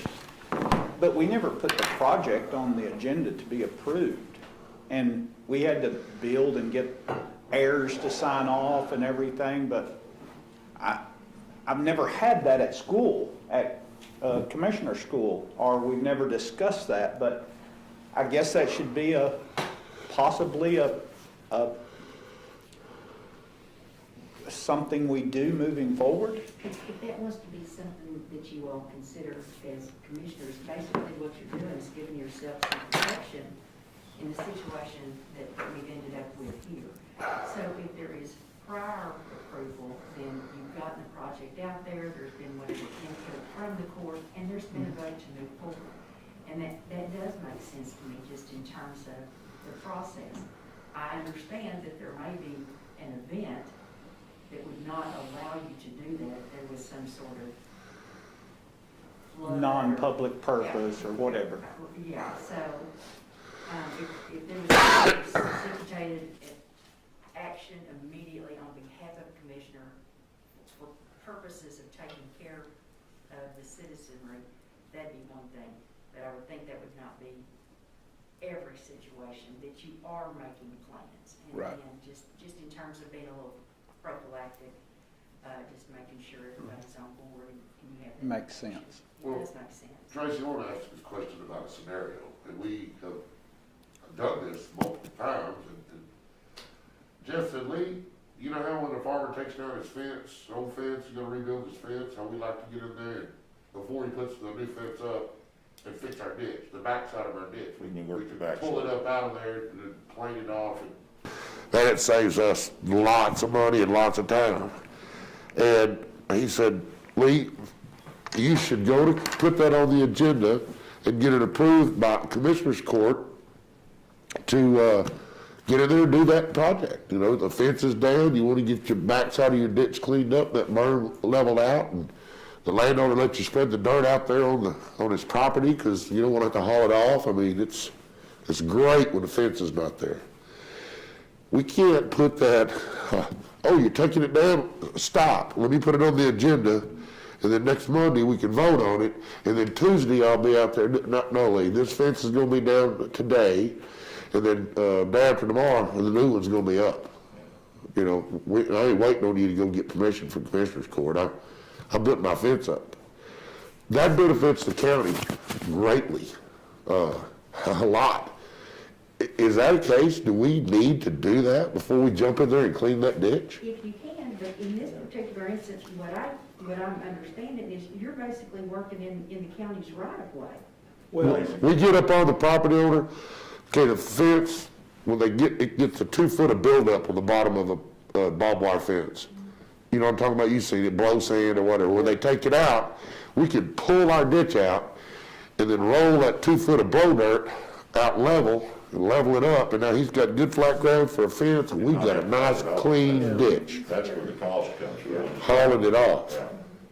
You're It's actually an getting opportunity. a few feet into their land when you're doing it. Yeah, we're putting that dirt that we don't want to haul off. it keeps them from hiring somebody to flatten out their fence line so they can run a smooth, straight fence. Which knocks the We dirt in typically there right do away. that. That's But a right. lot of them don't do that. They're just gonna go ahead and build a fence back. And then we've still got the same drainage problems and everything else. That's the deal. And But it blesses the county whenever they let us do that. I mean, it's not, It's an opportunity. absolutely, if I see it, I'm jumping on it if they let me clean. I've done it. But I didn't think about when Jeff said, Lee, you're supposed to put that on the This was agenda a before you do it. 2016 opinion, and of course, you know, we had to take action on a fellow private property that TxDOT had carried debris in on the Buffalo Creek deal back in 2018. And we put together an agreement for that individual. Even then, that's a separate than the waterway at Pumpkin Center, but a separate item, but we never thought about placing it. Now, we knew that if we incurred expense that exceed $1,000, whatever that was, we're gonna talk about it multiple times, but I just had never encountered that before, because it seems more relevant to especially approve the expenditures of the projects each time you do it than actually the project, because other than all being aware that the project's going on, of course, most commonly we are all aware of what each other has going on. Obviously, But you're some, taking public action, excuse me, Sure. Mr. Muller. And I understand, Commissioner Harvey, a best practice, I mean, that's in my world. I'm not saying that's in your world, and I'm not saying somebody's not gonna put their fence back up. But if it is a project that you think is gonna be lengthy, probably it is the best practice to bring it forward. But if it doesn't work out, it doesn't work out. When the fence is down, we usually can just do our work in half a day. Just roll that ditch up out of there and smooth it out, we're gone. Because the fence is our obstacle. When it's gone, work is easy. well, we're never gonna be able to cite every scenario that can come up in the state of Texas. I mean, things are gonna, Right. it's gonna be a fluid deal. You're gonna have to make some decisions and some judgment calls, and hopefully, you know, the spirit of the deal and the facts as you know them are in the right direction, and sometimes you gotta go with it. And, this court has always been very good to share back and forth with one another about any kind of project like that that comes up, so we sometimes get more than one opinion. But sometimes, if I got a steep ditch, I call you and ask to send Rex, because he's a professional on that stuff, you know? But I think we're very open about discussing those matters, and we're never gonna name every situation, we're just not gonna do it. When does something become maintenance? It's Yeah. maintenance here, and $1 later, it's a project. Well, you're right. Well, Judge, as you well know, one of the concerns in this county that is still, we're way, way behind, and we're hopefully trying to come with some longer range plans. Drainage issues are just almost overwhelming, and they involve us because they affect our right of way. And they certainly affect the citizens of Wichita County, and we're always looking for a way to make that scenario better, and we've just barely scratched the surface of the problem. Because there's no help out there. There's just no help. Agency, there's just nothing out there to address drainage. And, you know, in the state of Texas, we've got a great water development board. The water development board is their main mission and main focus is to find water, which is a big deal in the state of Texas, especially west of I-35.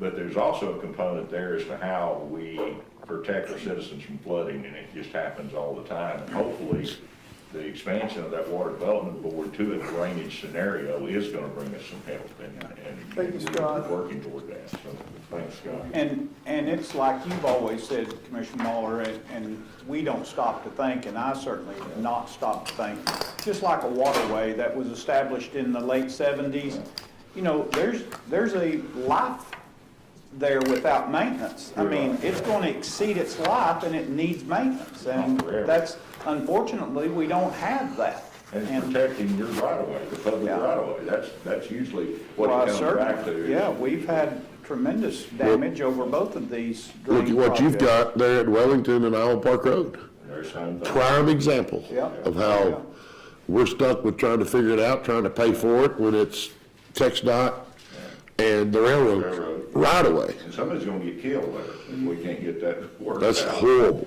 We know very well it's a bad situation, but I just, once again, the reason I made the motion to do this is I think the commissioner was working inside, was working with the county of Wichita Falls. It wasn't a personal thing that he got into. Again, I think the bill's well documented, and I think we've gotta do it. I'd a lot rather the person that was the accuser, but that's not No, possible. I mean, I fully understand the need to take care of business that way. I would have liked to have seen it brought before the court before the fact instead of after the fact. But definitely understand the need to protect Hopefully, we don't officials have from wrongly being accused, so. In the times, you know, the first time we had something like this, when I was county commissioner, the West Texas County Judges Commissioners Association was coming here, and we were gonna use the Railroad Museum as one of the entertainment sites down there and all, and they said, we won't charge you, but could you all do anything about removing this old slab that's on that property? Well, so we did that. And a little family feud going on among the railroad people caused a guy to report that to the Attorney General, who came here and checked it out. Headlines the day after that were Gossip may have done something illegal. Gossip may have done something illegal. Yeah. And I get a call from the AG's office, and I thought, oh, this is great. And he says, we didn't say any of that stuff in that newspaper article. We said it would have been better if you had brought that to the court, but there certainly was public purpose in what you were doing for a nonprofit that was also working with the county and its hosting of that project. And he said, the only thing we said was it would have been good to have had Commissioner's Court approval, which we presented a package of working with that in the court. It was obviously aware of the package, but once again, we didn't take that pinpointed action. And that left somebody, a guy drove around here for a couple of months with a sign on top of his car that impeached Gossip, and Oh, me. but we. And you we took a worked it all backhoe out. and dump truck out there and hauled off some seed. We used the backhoe, broke it up, and then we hauled it off. Yeah. And used it. Use it for riprap. On the county farm to fill in some washout area. So all of it served a county purpose, but You know, if it doesn't serve the commissioner, it serves the people. You know, it may be a nonprofit, it may be a municipality, it may benefit the railroad, which, like the WTJ Railroad, they bend over backwards for me. Their railroad goes right through my precinct. Every crossing that I want to do or redo, they are let us know, Lee, when you want to do it. They do the work. I bring the asphalt right up to the track, but they take the track out, put all, and they work 16, 18 hours in a day to get that road back open. And I can't see, if I help the railroad do something like, Lee, can you haul off that rock? Sure, you've been breaking your back for me. And then somebody call in and say, I saw Lee Harvey hauling off railroad rock. He needs to go to jail. when you do it at night, Oh, my word. But did I haul that rock to my shop and pour it in my yard? No. Took it to the county barn and we used For it. the amount of equipment you loan to the county, that you have resources, I think we're ahead. Well, you know, and our civil attorney said, Lee, don't do that. I said, what do you mean? Well, I have a big forklift that's whatever, and it's handy. And I'm, 3 blocks, maybe 4 from my shop is very close to our county barn. I tell my boys, go down there and get my forklift and load that truck. Okay. I mean, they don't have the equipment to do that. So I loan them my stuff. Well, our county attorney said, Lee, don't do that. Don't do that. Well, why not? Well, because something could happen and then you could sue the county. I'm not going to sue the county. You know, as clear as we can be, and you can do the best you can do, guys, I mean. I loaned them, my dad gave them, I call it the Iron Maiden. Well, they drove over something, blew a tire, and they put a new tire on it. Judge Gossam brought me the bill and said, Lee, we can't buy this tire for you. I said, okay, it was $99, wasn't a big deal. I wrote a check to the county for it, but you know, they were using my drag and blew out one of my tires, and it would just, Judge Gossam said this perfect. He said, would you rather pay for this tire than get drugged through the newspaper and the media about whatever they can fabricate? And I went, give me that bill. I'm paying it right now. Well, Trish wasn't gonna write about this. I got her too. I think that Commissioner Mahler is right in that going forward will be continued to be an issue. And I have made application to serve on the state board for this water development drain project, which we just greatly need to understand. Commissioner Harvey's got a project out there that's impacting over probably a quarter mile of drain ditch that can't make it to the Red River because eighth of a little mile over of eight, but it's a- debris packed in there. It's not, you can't understand, until you stand beside it and see it. You don't understand how big it is. I mean, it is a plug And in Gilbert Creek that is huge. Yeah. That's huge. I don't know how it got Brought like on by that. the drought, And not going away. no. We've done lots of stuff trying to get it, it ain't going nowhere. I wanted to burn it.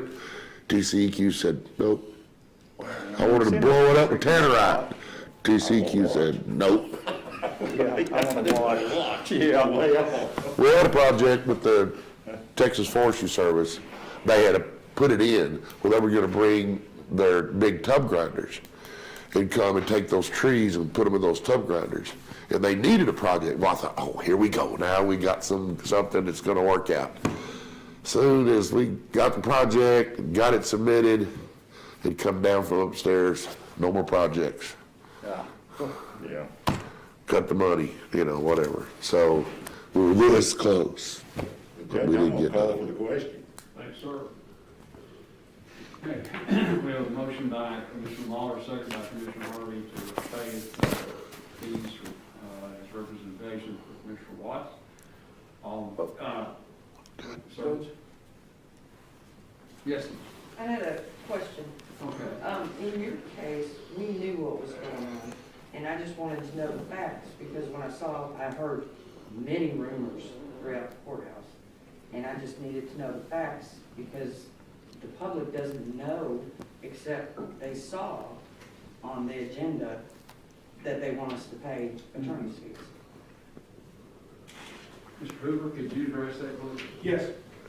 Some of that was discussed already, but just in general, as what Commissioner Watts said, don't know the exact origination of this, but the rumor was that there was one or two former employees who were terminated with cause, and ultimately there were complaints made to HR or some other division of the county about complaints that these former employees had made after being terminated, saying, hey, Commissioner Watts was doing some work out there and this and that. And so ultimately, what that turned over into was investigation as to whether the Buffalo Creek project, this creek drainage project, would ultimately serve a public purpose.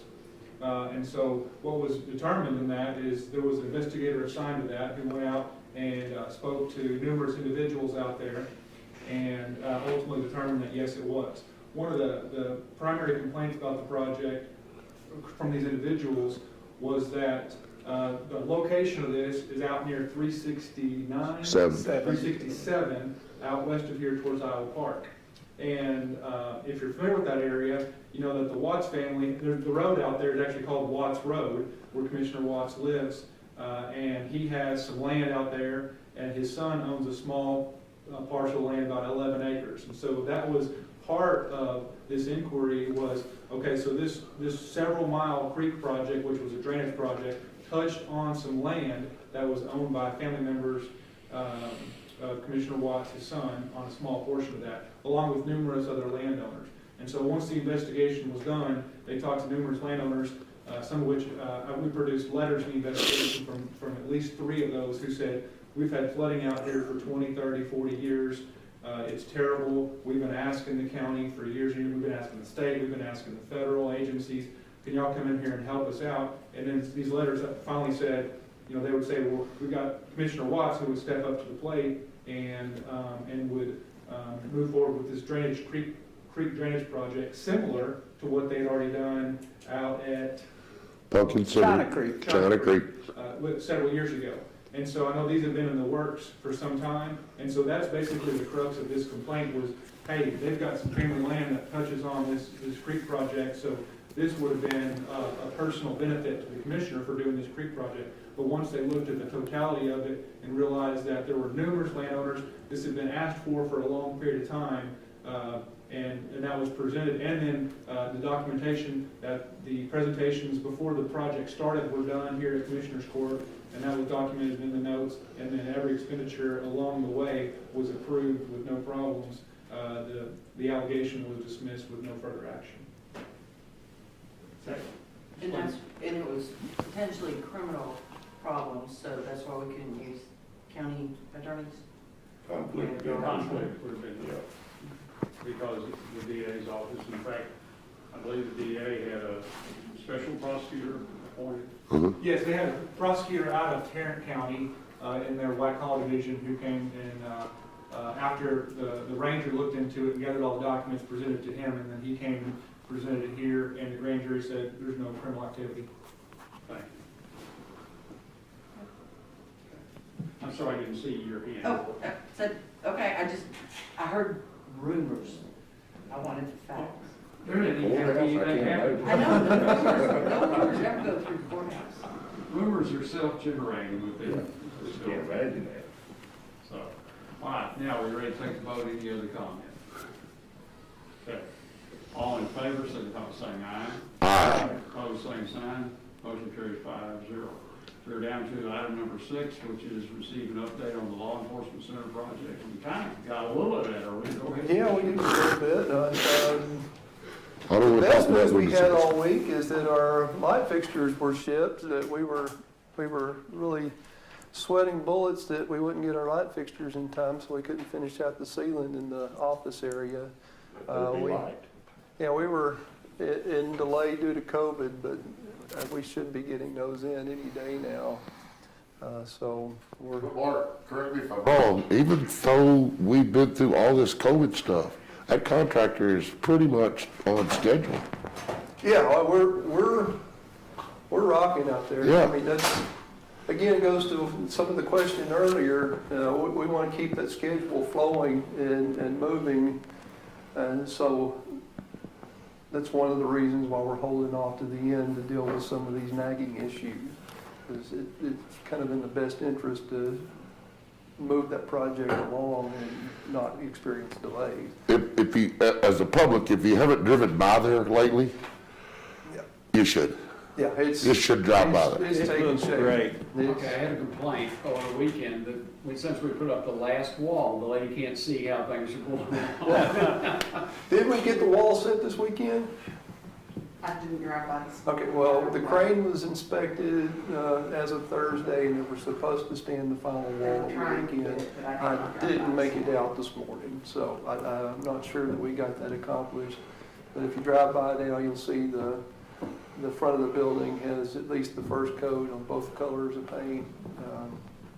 We will probably do another IOCC change order because there's something I want to add to the front. Just aesthetic wise, something just looked off to me, so it's one of those things. But other than that, building is coming along. Walked the property last week and literally every room has work going on in it. Bathrooms are being tiled, fixtures are now being set, doors are being installed. It's been one thing to walk through it without doors, now you have to open and close doors behind you, so it's, Is the air conditioner working? no. Oh, It's no. actually nice, and it's not, I won't say cool, but it's pleasant. You don't melt now because they have, Insulation. well, the building's pretty much sealed and they have porticools throughout and it keeps everything pretty regulated. I tell you, that building is so well insulated that when we were still having cool evenings and you go in there in the afternoon, the building was nice and cool in the afternoon when it was Cool. 90 degrees outside. So I'm really pleased with all of that, and I'm very pleased with where we are on the schedule. Barring any unforeseen problems, we'll be moving in starting mid-September. Will the monument be in place when they move in or not? Which Yes. one, for the, The fire police. I don't know that will be in place for the A section. I think he's working on it and it might be in place when we do the entire building Yeah, in February, March, something like that. But I they don't think ordered the it's- bricks 2 weeks ago, so they would be here in time in order to have them installed for the opening, or the office opening. So, I don't know, that's a separate project, that's, And that one's not going through me, so I so don't hear about it every once in a while. we're just quasi-coordinating between the two. But I feel fairly certain that they're gonna try to get it And they're pretty quick. in quickly. Okay. Still waiting for Bob Hampton to confirm a date to set the cornerstone. I understand we have 2 cornerstones now instead of 1. So, What's the second one? They're both Masonic cornerstones, but one is from the main head people, and then the other one is from the local organizations. Did they go together? Yeah, they'll go together, but it's, for whatever reason, it had to be separate. They couldn't put it all on one big one.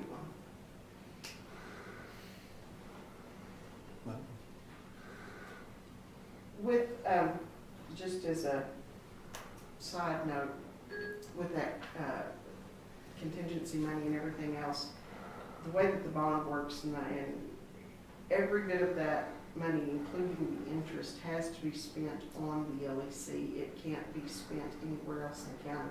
So while y'all are very fortunate that bond has, and they've done some really good jobs with, especially with the interest rates the way that they're going right now, getting some nice interest on that money that the bond was, all of that has to be spent on the LEC. Now, there's still going to be lots of things that it can be spent on, but whatever that 60-40 split is, that the part that comes back still has to be turned around and used on the project. It can't be used on other things in the county. And so that's one of the things that some people don't understand, is that while that's getting really nice interest, we're having to spend that interest also. So when we add things, like Mark was talking about, some things that are going to be added to it, we're having to do a lot of accounting to make sure that all of it gets spent. well, we reviewed the budget this past week, and we're in good shape right now, but we have a lot of ancillary things to purchase over the next couple of months. All the little nitnoid pieces of equipment that go throughout. So we got to keep really close tabs on the budget moving here on out. We're in great shape as far as money that we have left overall in the bond. We have added to the total cost from the original, but that was, each one of those were documented by Commissioner's Court before we added to the cost. Every time we added something, you assured us that we didn't exceed $70 million. No, I did not say that. Yes, you did. No. Every time we voted on something, we were told that this No, we would didn't. not make it go No. over our budget No, amount. No, we're not over our budget amount. Well, that's what you told us. It doesn't exceed the bond amount. We have money in the bond funds that we absolutely have to spend on the project. Yes. But there's additional funds that have been brought into it. Remember, we weren't gonna do that one pod? Yes. Yes. Okay. We approved that because we had enough interest proceeds that had to be spent on that project that have come in. So technically, it is gonna, not technically, it is. Okay, I see what you're saying. Above 70 million. I see what you're saying. We are not borrowing more No, money. no. We're using the money that we've earned, Taxpayers are Gotcha. still stuck with the same dollar. $70 million. That's what you We told us. have funds outside that $70 Gotcha. million from investment that we absolutely have to spend on the project. And each one of those has been brought before court and approved as we've spent. I'm on page with you now. Yeah, so, just a quick, for instance, on some of these IOCCs we discussed last week, one of the things that we had taken out of the project early on was the divider wall in the training rooms. It's about a $30,000 item. It fell outside of our budget at that time, so we took it out in value engineering. Because of some of funds that we had moved around, we have about a $29,000 surplus in IOCC expenses that weren't, we approved an IOCC, but we didn't exceed those expenses, so we have rebates essentially, and we're going to use that to bring that curtain wall back in. We're looking at all those little items like that. Well, we value engineered the stuff to get our bid in, but as we proceed through the project, and we find those dollars, we're Yeah. putting back into things we took out Right. as we can afford them. As we can afford them, as the budget Not- progresses on, Right. we have more than $70 million to spend. Yes. So we're looking at those items very carefully as we bring them on. Another one that we brought on early in the process was adding that additional bay on the garage area where we process evidence. So that was our decision to bring Yes. that back in and add that to the contract. But we did that based on the revenue that bond Revenue generated. Projection, yes. Yes. So again, our revenue projection, our total projection, we're in great shape. We have no concerns right now with coming in under budget or at budget.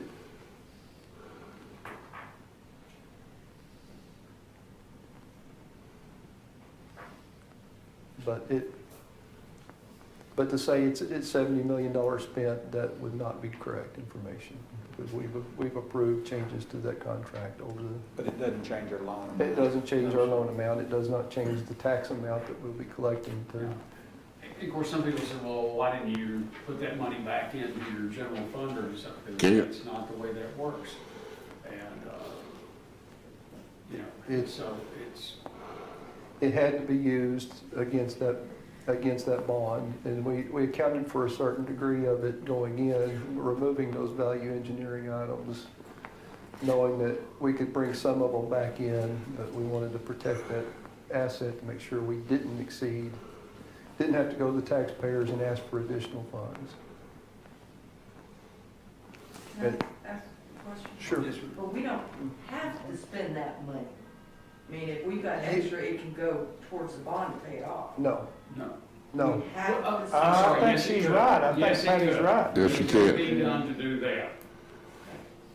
But, Because you just keep saying spend, spend, spend, and I'm wondering, if we can cut back and, pay Well, it. but we would have to pay more later to finish out that one pot. When the tariff increases were passed, steel prices just went, Yeah. and so we couldn't do that other pot.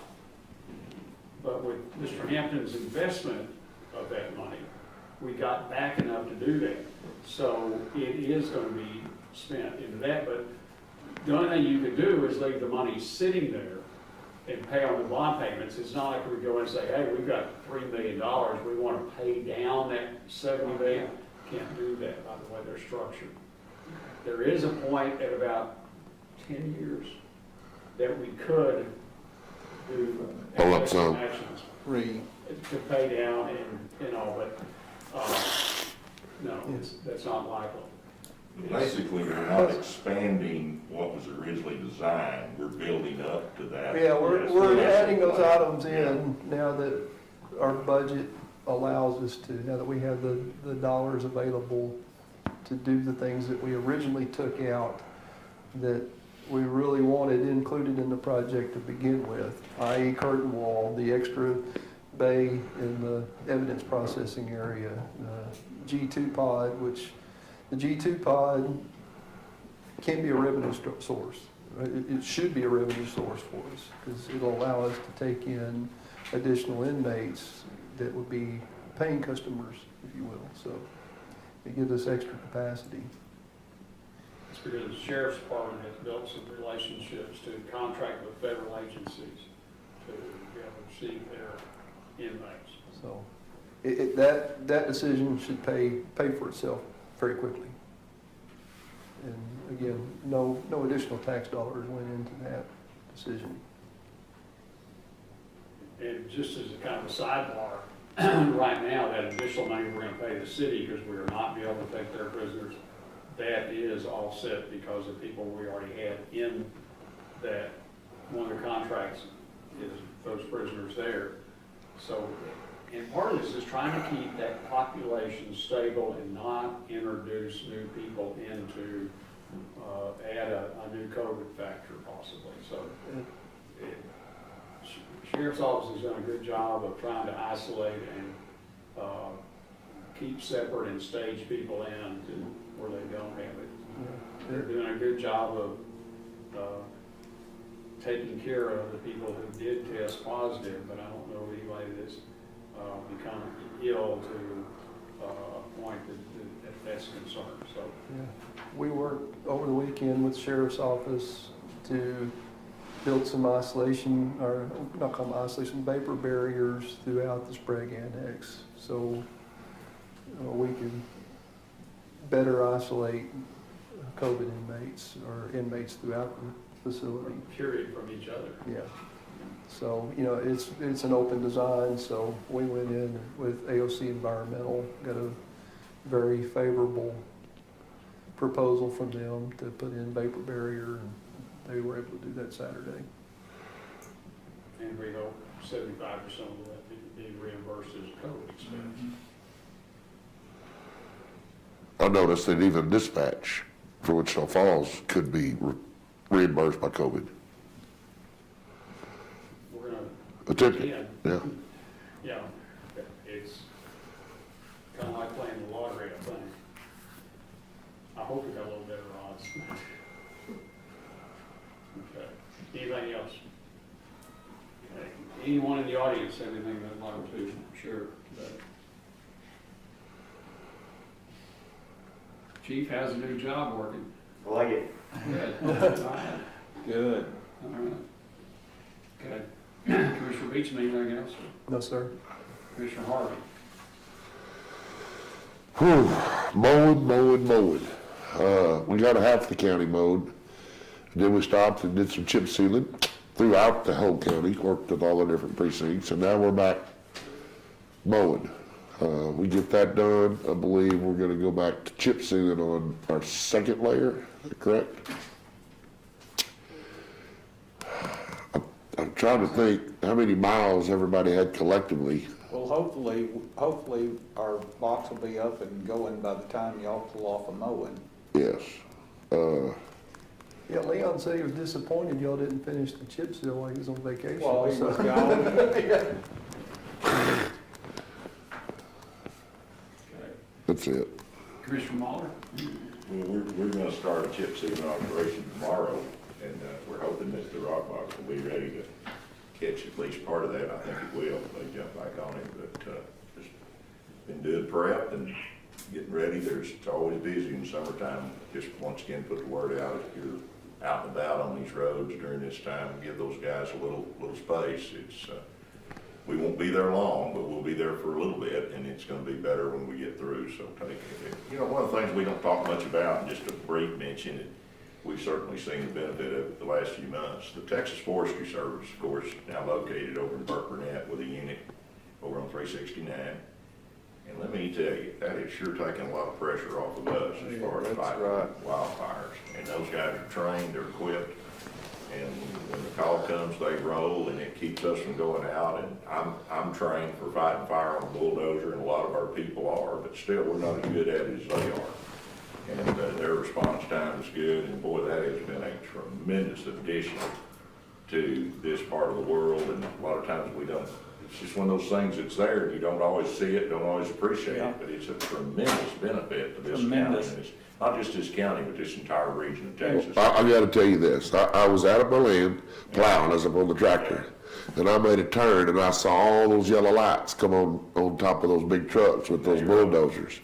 And I made about a half a lap, and I looked back over there, and I'm telling you, I was so impressed because they had a convoy that about 4 pickups with buggies and spray rigs in the back of the pickups, had 4 bulldozers. They had about, I would say 10, 12 pickups with firefighters in them. They all pulled out at the same time, had them lights going, and it looked like an army headed to that fire that was over in Iowa Park. And I went, wow, I wish I could have filmed that, Well- because it was like really impressive. Well, on that note, do they need more practice area than what they have? They're not practicing anymore. They're working or getting it. So They're fighting fire. they don't need to push brush or do any restacking piles or practice that? I think that whenever they have the firefighting school, those 2 weeks is whenever they do that.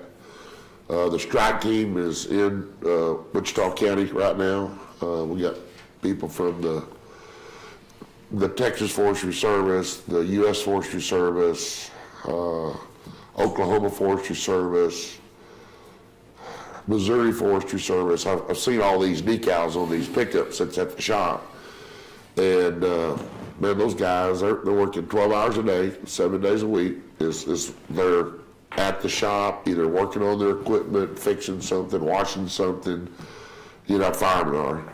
And when the bell rings, buddy, they are gone. But they work 12 hours, 8 to 8, and then after that, they go home, and they're on call, of course, but they're at that shop for 12 hours, 7 days a week, on standby for a fire. That's one of the biggest blessings that we have received in a long time for our community. And absolutely. Now, It's taken a lot of the pressure off of us, because we were kind of the standby guys to go help these volunteer fire departments and our professional fire departments too. It's not that volunteers.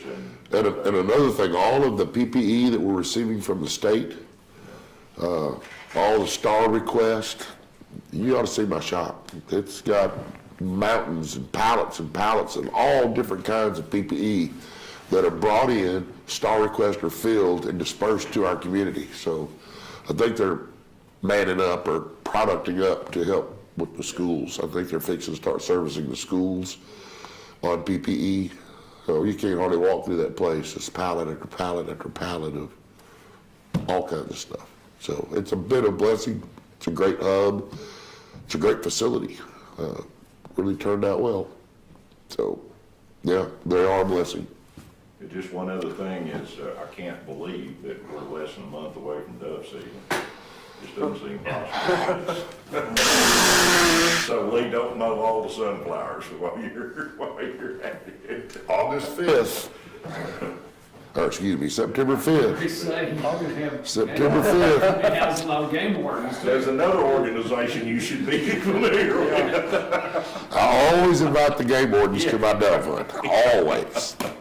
Anyway, a lot of good things going on, Judge. Hopefully someday we will be past all this stuff and we'll get on our work. We're doing the best we can and we're making progress, and that's all that matters. Commissioner Watts.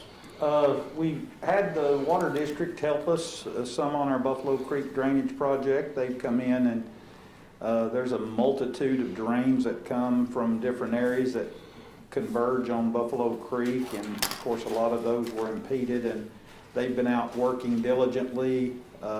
Brogdon Road, South Coleman Road, Watts Road, even some on Bell Road is all affected by exterior drains, and so they've been working hard on that, and we're moving forward with it. South Coleman project, we've got put down a little gravel material to wrap it up, but it's progressed well. And so we've just been like Precinct 2, mowing our little hearts out. And replacing bearings. I got your text back. You can drop those totes off for me tomorrow while they're out there. My guys are out of town today. Okay, yeah, that's fine. No, they're unloading that trailer today. They're starting to I told Chet that, hey, if you need them bad, just come get them. They throw them in the back of the They're pickup. gonna do that. They're gonna clean stuff. It's amazing what that inmate crew does in this community. It's great the sheriff makes that resource available. But our problem is we've got a new pancake trailer, and it's 10 foot longer. People are trying to add 20 foot of stuff to it already. So I had a little fun with Paul Foley. I bought the truck in the refrigerated trailer from him, and he calls me and he said, "Hey, I hate to sell you something and then borrow it back." I said, "What do you mean?" He said, "Well, I didn't realize that I've been moving those Kiwanis trailers for 40 years, and I went the other day to back my truck up underneath them and ran right into the landing gear." Because you gotta have a single axle pump truck. You can't have a tandem to pull those trailers. Yeah. And his fifth wheel won't slide far enough back to even lock onto it. Yeah. So you needed my truck that I had bought from him back so that he could go move your trailers. I told him, Glenda's trailers too. huh? They're Glenda's trailers. Glenda's, okay. Yeah. it right. I haven't seen my truck for a couple of days, so I guess it's at the Kiwanis Glendale. Nobody ever realized the broad definition of duties of the county commissioner until you get in. I just bought it because I didn't want it to go away. We use that thing for hotter than hell. We use it for our charity helicopter hog hunt in Truscott where there's nothing, so you gotta have something like that. And it was going away, and I said, Paul, you can't sell that. We gotta have that. He said, well, first person who brings me a check, I'll call my wife. She said, you want to buy what? Whatever. She said, whatever. So we bought it. Well, you know, it's a good truck, you wouldn't want to borrow it back from. There is nothing wrong with it. Everything works perfect. But this, I felt like this community benefited from it, and I didn't want it to go away. So We had borrowed it enough to know it was a good thing. yes, I borrowed it all the time to do our charity work stuff, and I love that thing. By the way, there's a rumor out, it got hit twice this morning, the Kiwanis Pancake event is canceled for next year. That is not true. Oh, okay. That is a rumor, and I don't know where it originated. But I did talk to the lady at, Trish, you take care of that, right? It's a rumor. She wasn't even paying attention. don't put anything in, it's a rumor that the Kiwanis Pancake thing is canceled. That has not been done. Oh, the Kiwanis Pancake Festival is not canceled. It's not. You can eat all you can eat with a mask on. Is it gonna happen? It won't happen. So No far. one knows that answer right now. It's gonna depend on what happens with the COVID situation. But it's not canceled. It That's is the not deal. canceled. Yeah. They're still preparing for it. Yeah, we're raising the pigs for the sausage right now. Okay, next thing is, I do want to tell people, I appreciate the masking, deal, and, it's helping. Our cases are going back to a reasonable amount. Rather we had zeros, but that's it. The other thing is there's been a lot of calls I've had of people not understanding the procedures of when somebody in their family tests positive, what they do. They have, CDC adopted some new guidelines. Part of that was made, I don't know how you make a statistical conclusion on something based on 9 people. That doesn't work in either statistic courses I had, but our health department staff, director, and Dr. McBroom, who is well known in infectious disease control, reviewed, and I believe they will have posted some new guidelines for people to be able to follow to know when you can get back out of your house and all. And the school district has put out their information on going back to school. What the health department does is done separately under the Texas Department of Health deal that they do, and school districts are separate. The county nor the city, in my reading and understanding, has anything to do with governance of those two organizations. And they've got their own governing bodies, and we're gonna leave that alone that way. And even though one of my county judge colleagues understood close all the schools in his county. Oh, no. I don't think that will hold, but that was what I heard. I have not seen that order, but that's not going to be the case here. The county judge will not even think he's one of the schools. Election workers. Governor has extended early voting by 1 week. And, early voting, we need workers for that. We're also trying to work on locations because now that's going to be from October 13th to October 30th. That is making a real challenge, and the number of 12-hour days that has been makes a challenge for those businesses and places that have let us be in their facilities.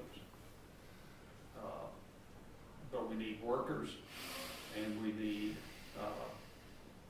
the locations. Lori's working on those. I'm just saying that's, but some of her longtime people have just told her they're not gonna do it. They're older, they're worried about contracting COVID, and so they're not gonna be involved in that. so. And they're gonna pay the same rates for election workers for this coming election as the parties paid, which is like $1 an hour higher than what we were paid. And so, she'll be bringing that to the court for that. Do we need to recruit? Help recruit for Lori, for people for our different precincts? That's kind of why I'm saying this here is, we need to, and it's taking more people because they're trying to keep things clean and do everything and help Okay. protect people. And the other thing is, a lot of people are thinking, well, I'm just gonna mail mine in. I have said this, and Lori hasn't denied it, but I'm telling you that ballot that you fill out could be 3 foot long. Oh, yeah. You've got president all the way down. We've got county, state, county, city, school, referendums that are on there. And it's a lot. And it's gonna be a lot, and the other thing is, you will not be able to do straight tickets. You must mark every one of those offices to get to vote for. It's not straight ticket voting. You know, Judge, I was really listening to the mainstream media, okay? And I was thinking, man, this mail-in ballot stuff, this can be really corrupt, okay? I listened to the mainstream media.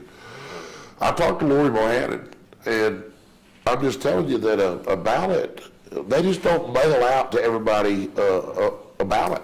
You gotta request that ballot, Where you are. and it comes in, and they mail it to you. I mean, and then you mail it back, they verify your signatures. I mean, it's not like, you can sit over there and get on the copy machine to make copies of that thing and fill it out 10 or 15 times and turn it in. You cannot do that. There are. There's two 4 things. states There's that one- traditionally do mail-ins.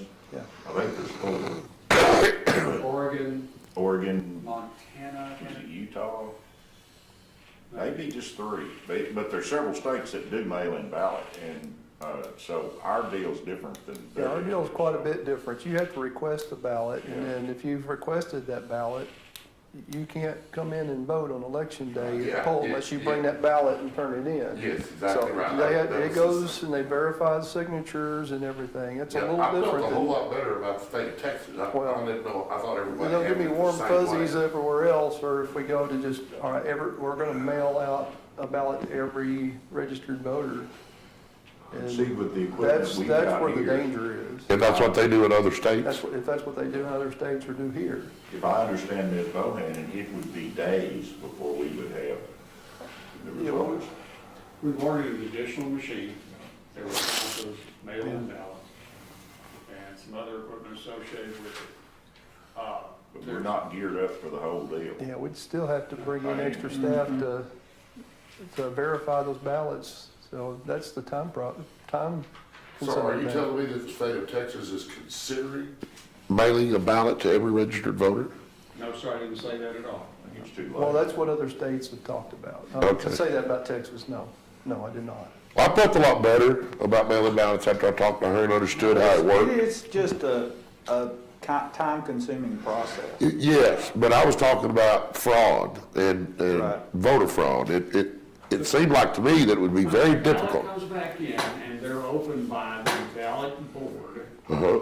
There are 2 people look at each one of those. They look, one, to see if all of the marks are correctly made or whether they're inaccurate. They look at the signature.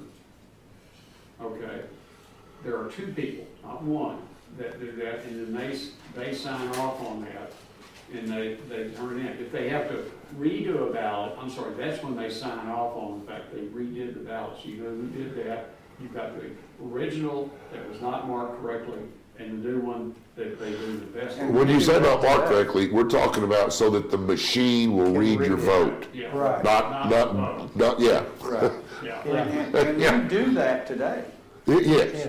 Well, now that I understand how those mail-in ballots are processed, I actually felt like it could be a legitimate tool and be counted appropriately, but What's in place? I guess other Absentee states don't do ballot it. Is not this push nationwide To for go- mail-in voting. It's 2 different scenarios. Right. This other deal is a plan that's not in place yet, So- that would not be that way. That's my, I understand. So we have over 80,000 registered voters in Yes. Wichita County. If they just drop ship 80,000 ballots out to everybody that's registered, that's where the corruption could come in. Yeah, I agree. But when she said you had to request it, The other interesting thing is there was a media group or a public policy group that mailed 100 ballots somewhere in Pennsylvania, I believe is where they did it. And they mailed them 2 weeks ahead of the date they were due. They kept going to the post office box, keeping track of which all came in, because they had a post office box assigned for these to come back. And they actually mailed them themselves, the people part of this experiment. So they know they went in the mailbox. They were getting very few returns, and they finally went, as I understood the deal, went to the postmaster and said, "We're not getting very many of these back." Well, they went back and found out someplace they had gotten stacked up. So, okay, but they only came up with 92 of the 100 that were mailed. So, and this, there's gonna be things happen in the mail that can do that. But there's some other place that they're still counting runoff election ballots because they don't open them and verify them until the day of the election. Our ballot board can work with this, and they have those done. They don't count them. There's no count made until that time. they get it ready for the machine and they validate it. So they're ready to go that day on them. But the biggest thing I was trying to say is that we do need election workers for both early voting and the election day. We'll have 5 locations, I believe, it is for early voting, and then election day is 31, I think. The other night, I was with a group that questioned why there wasn't an early voting location on the east side of the county. You can only have one location per precinct. Now, another precinct could have a second location, but you never can have a disparity more than one difference in each of the precincts. And you've got the central and you've got the 4 outline. Then on election day, you can go to any one of those locations and vote at those. I strongly suggest people, you go during early voting when the lines are less and it's easier to maintain social distancing. You don't have to wear your mask, but it seems kind of dumb to me to get out of your car with it on and walk up someplace and take it off. And get in line in the election line. And to do that, but we really do need workers, and there's some training they need to go through so they have an idea of what they're doing. We need some people that are gonna be there, will be election workers, but they're gonna help keep sanitizing the area and do that, so. We've already started looking at alternative sites for early voting and election day voting in case we're still in COVID and we have locations that won't allow. Yeah. So we've identified an alternative for early voting. The other thing that's kind of limiting, the equipment we use for early voting. That's so crazy. 2 days later or 3 days later for the regular stuff. So it's kept separate, and so that equipment then moves to the side. We've still got plenty of machines for each location. The thing that you have is the judge's ballot center or vote center, I'm sorry. That device is kind of the brains. It can hook up to 12 machines to it. We're gonna have to have more involvement out of the precinct. The guys that we had that did it for early voting, just said that they can't do it. They can't keep up with on election day by putting all that out. There's too many locations for 4 guys to handle. So we're gonna need more work out of the precincts in getting each of those set up. So look at that in your work schedules and plan, hey, we're gonna be a little more committed and have more Well, responsibility. we do that every year, Yes. for early voting, but we never do it on election day, and I didn't understand that. I thought, why don't we just why don't we do what we do already? Yeah, but I'm just telling you, They need help. and we're gonna probably have some different locations and trying to make sure that you all, maybe meet with and make sure we have a good understanding of those locations, and where everything's gonna go. And maybe get somebody to sign off on that and then have, Maybe get a key, Sir, maybe get a key, and maybe get a key. maybe get a key. Work those problems out before we get there. Yeah, Yeah. yeah, Or make sure we got a phone number for somebody to meet us there to unlock. yeah. Yeah, just work out all that, because precinct 3 had a nightmare. We've never done it without having a major. Yeah, It just- we just need to put a little bit more planning into It's it. gonna be a Well, question. that's probably might be a good idea. You call them on Sunday afternoon or evening. And we Get there do, on and Monday. it still blows good. Yeah, yeah, but I mean, limit what you can, so that But what you do is you talk about the things that's caused you problems in the past, and you iron that stuff out up front. all right. Anything else? Election workers. Okay, it is 12:21 and we're adjourned.